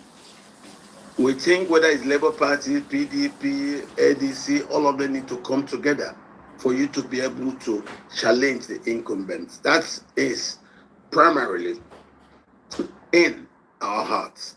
So I really do not think the idea is looking for what branch to stay. But I can tell you, in the next 30 days, we'll be able to clear the issue of platform and we'll announce to the world what platform we will be taking. ADC is an idea. It's not yet a political party you can go to, to sleep about. No, it's an idea. It's an idea. Okay? What we are asking for is the same way the parties zoned to the north in 2019, and we should also zone to the south, not to give Peter ticket. No, if he zones to the south, we'll compete among the south. I've seen the PDP do it, and it becomes institutionalized. That means my children tomorrow will not fight. Exactly. And when the north takes 8 years, then it comes down to the south for 8 years. If that stays, I will be happy that I did something. I was part of a struggle that brought this to become law, unwritten law, a convention that is respected by parties, formed to force inclusion in the governance of our diverse society. That's it. Secondly, and that's why you see, those who just came to join us in the obedient movement, they didn't understand what we were fighting for. Yeah. Okay, that's why you see they just fall off and then they start talking what they don't understand, because they don't understand what the thing is. As I was saying, some are not politicians. They only just jump in because they see a lot of noise and they see that we generate a lot of momentum and they just want to be part of that momentum. No. Underneath it, there is real politics. And that's what I'm trying to explain. When I started, me and Doyle, we started, this is why we started it. So those who came to meet us need to understand. And that was what I told Peter on the phone. I said, no matter what these people tell you, we started an argument in the PDP that they should respectfully zone to the south. PDP are about to decide on it. So they have decided on it. The other organizations that say, let us leave PDP and go form coalition, what we simply told them is, listen to the reasons why we started having our internal implosion in the PDP. Agree that the South should also get zoned to the way the North was zoned to in 2019 and you emerged. I served on that campaign as a member Steve, of the Presidential welcome. Campaign Council. Thank you And very that's how much, it Oscar. is. Appreciate it. So, and that's what we're saying for. So the PDP have listened to us, have agreed, and have zoned to the South. That's all I'm saying. Exactly. Treat me from the South as good as he treated the man from the North. Bam. Inclusion. That's That's all I'm it. saying. That's So it. those who just jump in, who are not politicians, who don't know why we're having the argument and the reason why we're forming the movement, they could just jump in and jump out because they think it's convenient to just, enjoy the motions. No. Behind the motion, there is an intellectual argument Exactly. in it. And that's why I say they make noise without depth. They don't have depth. They're not politicians. They just think it's some kind of plaything to be enjoyed. No. There are internal intellectual arguments that Guys, sorry, I'm actually going to gave plug rise this, so to I'm the going to go formation off of that camera for a movement. little bit. So when you speak But you to guys the can leaders still of the movement, listen. they will explain why when Peter went I to have to talk to the charge people it in so it the doesn't. ADC, we reminded them, if you are willing to zone, then we will work with you. So you had a fortnight ago, they said, Peter, you either start coming to meeting. How can you force a man who's not a member?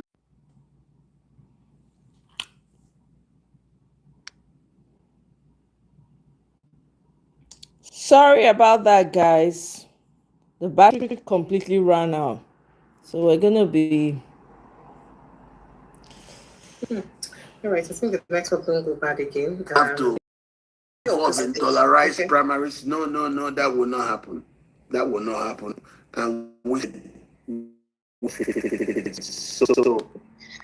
but the ADC, they talk, say they look, and we interviewed their spokesperson here. He assures say they will get truly free and fair primaries when they centered on money exchanging hands. Are you saying that is impossible? Understand certain things. It's only a house you built that you can be sure of the pillars. That house called ADC was built by Atiku. Peter Obi will never ever find justice in that house. And also, politely go there, listen to them, but forget them, they're not serious. So the minute we form our own platform, you will see that ADC will be depopulated. Mark my words. The minute we announce a platform, Peter Obi announces a platform, the ADC will simply disappear and it will be what it is before. So do you think that Peter Obi gets what it takes to win the election without? Absolutely, he did it in 2023. We make up the ADC now, big politician or political wigs across the country. So you think Peter Obi gets himself? Absolutely, absolutely. What I can assure the country is that we will double up on our efforts. That's it. If we could change the political story of this country within 9 months. Now we have 2 years. In 8 months, we didn't have time to negotiate. By the time we started in 8 months, people have already taken parties. Today, we will have time to negotiate power. We'll have time to talk to people. We can do if we did those things in 8 months, be rest assured that we will do better. We will do more in 2 years. There is no two ways about it. I'm a very optimistic person. Okay? All right.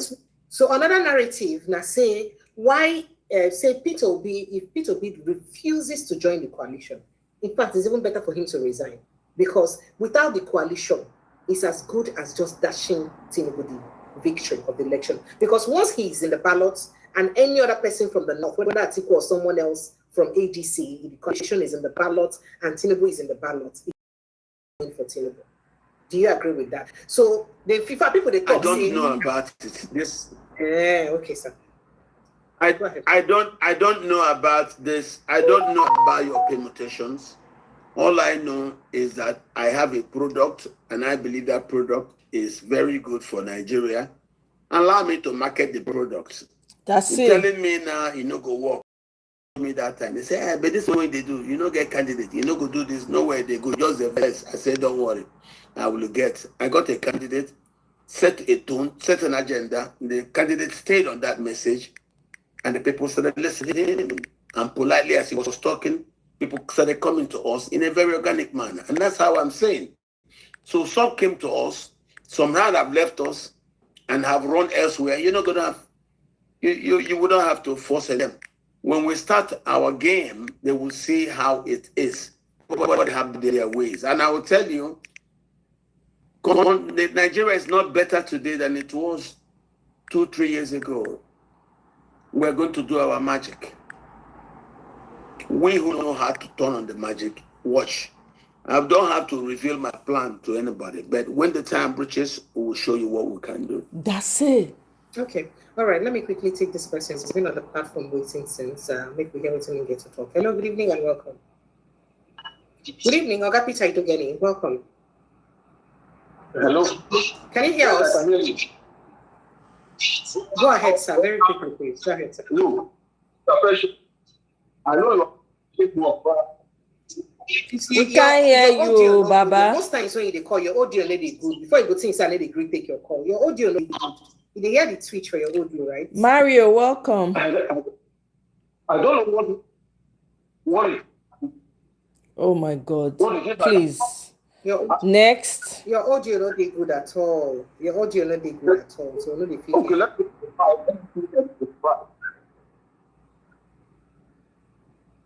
We need to hear you, Oga. So he said what happened?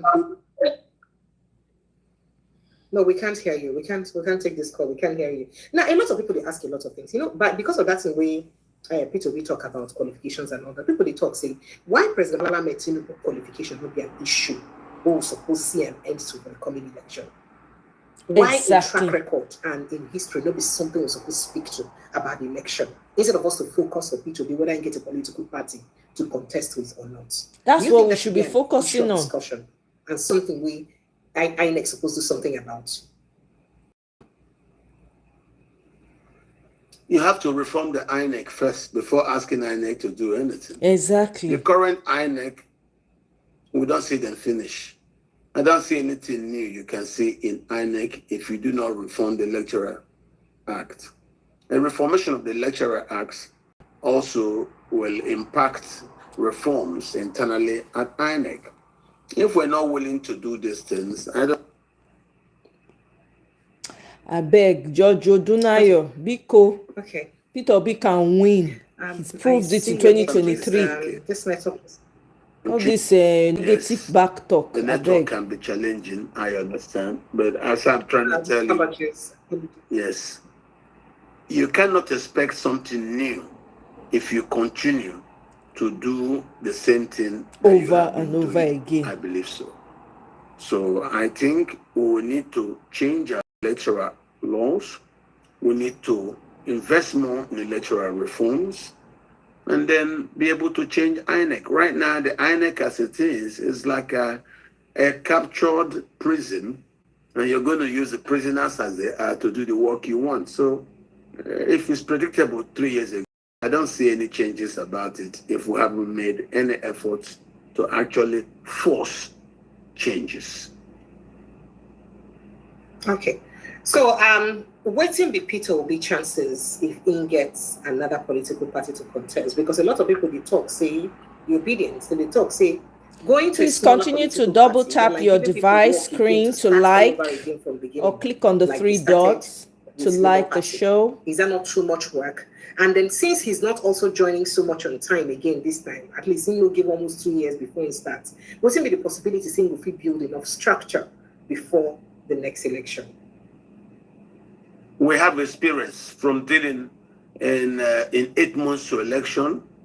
We were able to do what we did, and we know very well 2 years now to election. Once we can grip a platform, that's enough for people now to start doing what we should do. When we came out the last time with only 8 months to go, by that time, some people couldn't come to join us because positions had already been filled in other platforms. Right now, if we now have 2 years to go to election and we start and we set the platform that we have proper control of, I think things will be a little bit better, much, much better than it was in 2022, running to 2023 elections. All I have to tell the people is give us time. The movement is big. It's getting bigger. Yep. And we will tell you we will do very well. we will do much better in terms of organization. And we have also talked to a lot of people. The reasons why you see Peter being a friend to every political party, every platform, is that so that he can have talking relationship with these leaders in all places. Yes. So should he now enter a new settled platform and tells the people this is a platform we cannot work with, it's easy for them to get there. So that thing which we wanted to use APC to do, it didn't work. Yep. Because of Atiku's strategies and plans. So we may just leave him in his ADC and move on to establish something where our leaders and our followers will be able in. So you cannot solve the same problem by using the same leaders who cause the problem. Exactly. So you think we don't build enough relationship, across Nigeria? Yep. So you That's true. You think he has built enough relationship? Yes, he has. He has built enough bridges across the country, across the parties, that if he now says platform, do the right thing. Those who want to work with him, that's what they needed was time. When we had only 8 months to election, they had no time. Now we have 2 months to election, they will have time to come join us, take positions, and we'll go together to where we're going to. We have no problems. All right, sir. Okay, a lot of other things concerns the Nigerians that still get, make a let you rest, because he who talks about Nigerian problem and runs away lives to talk another day. I'm telling you. We've done 2 I'm telling 2.5 hours in this program. So I just need to let you go and refresh your mind and rest. Thank you. So that we will prepare to talk about Nigerian problem another day. But you said max in 30 days, say P2B is likely to come out with and oh dear, network. This network shall not kill us. I can hear you. Doctor, so you're saying that in 30 days or within now the next 30 days, let's even say between now and the end of the year, we're likely to hear from P2B in terms Oh yes. We have started the issue about platform acquisition. We're in great talks. Good. And we've seen reactions towards what we're doing. Very soon we will tell the country about the platform. I have no doubt about that. I'm telling you this now because we have gone up to 95% on the issue of platform. That is fantastic. And I think we will have it settled in a fortnight from now. It's not an issue. Awesome. So once we do that, since Peter have also built relationship with a lot of people, you cannot have a platform that belongs to the people. That's what we're trying to do. Labour Party, we borrowed it. That's why I still tell you that mine, if you notice, we the core people with Peter, we never run into a fight with Labour Party. Because for me, I'm grateful to them for giving us a platform. But not a platform. Peter is not somebody that goes there and start bossing around. No, he's not that. He wasn't going to boss, abuse them. He wasn't going to start fighting them or try to seize the platform. No, he wouldn't do that. And that's why you saw some people were not happy with him. He wasn't assertive. He wasn't being like a Nigerian boss to seize the platform, to take the party. We don't want to do that. If he's not going to come to you naturally, leave it alone. Now you have chance. Now you have time to build. And we can go elsewhere, take a brand new platform that we know is good, build on it, have other partners come there, and we solidify the platform and go to election. That's what we're going to do. We've shown them from 2022-23 what we can do. Now they know that actually unite the greatest number of Nigerians, and that's what we want. Others believe in using their money to organize. We believe we can use, consensus to build. All right, sir. So there are lots of questions for you. One person talk here, not vex about ask you another question. But say ask us, what do you do to make sure so you Kano, Kaduna, and Katsina State? And there's somebody else there on the line. We won't ask you a question. Good evening and welcome. Good evening and welcome. Thank you very much. Yes, please Thank go you ahead. very much, Precious. All right. Yes. Good afternoon, Dr. Kanchi. Thank you very much for being on the show. Good afternoon from my end. Thank you. So the question I have is, with the elections coming up so fast, I mean, we're already in 2026. That's how I see it already, right? We need electoral reforms, but we're not hearing enough of it. Because without those electoral reforms, I don't know if you responded to this question because I haven't caught up to the end of the show to, when you were answering those questions, but I just wanted to put it forward again. The electoral reform is one of the most important aspects of it, choosing the chairman, and how do we insist on that to ensure that there's transparency and we have the right type of chairman for INEC. That's the question I have. Thank you. All right, thank you. We'd like to answer that. Then before you answer my Cardassian states, Kanu, Kaduna, and Katsina. Go ahead, sir. I will say that every Nigerian who means well for our political system make comments on this electoral reforms. That was the first question I dealt with when we started this program today. Electoral reforms are very, very important. Without electoral reforms, we're not going nowhere. And electoral reforms is a continuous process. As we do one reform, they will now find out that, okay, we should make it by law that votes must be transmitted electronically, and for them to be received, the ones transmitted electronically has to tally with the one that is also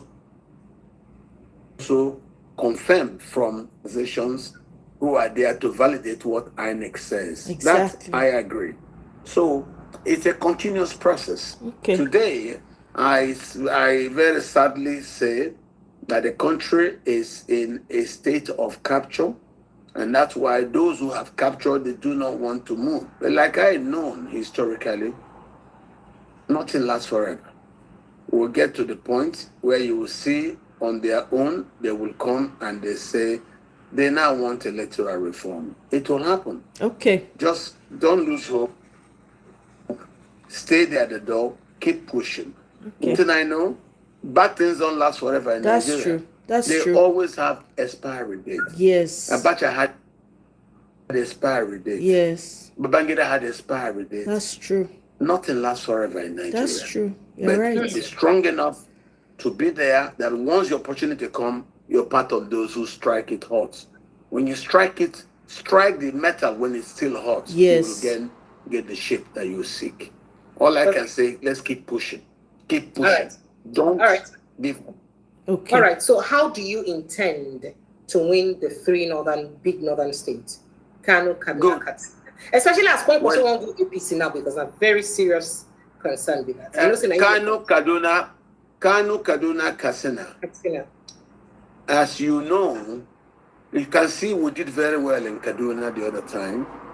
And places like Katsina where it's currently captured by bandits, part of the reason. There are places where politicians will make sure bandits will hold territory for them on the days of election.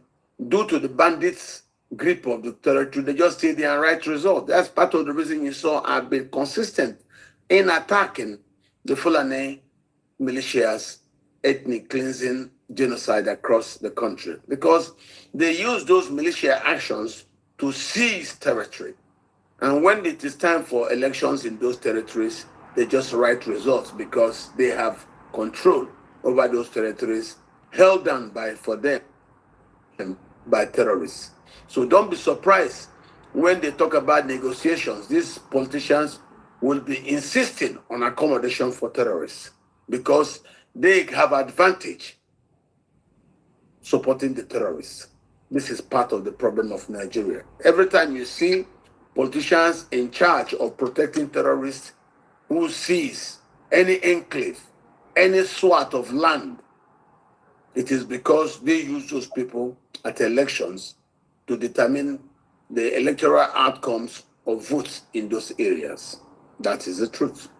So we they talk say the reason they make them get weak in making noise about the terrorists then because of say that they use them for election. Yes, a lot of the politicians use them for electoral purposes. That is the truth. As for how we're going to win, we have our strategies. We don't show it to everybody. The reason why we won in Plateau, won in Benue, won in Taraba, that to our heart. We will simply double the efforts going into the next election. We have our game and we know how to win. We've won there before, we'll win again in North Central. All right. Thank you so much, sir. Thank you. Okay, well, guys, that's the end of the show.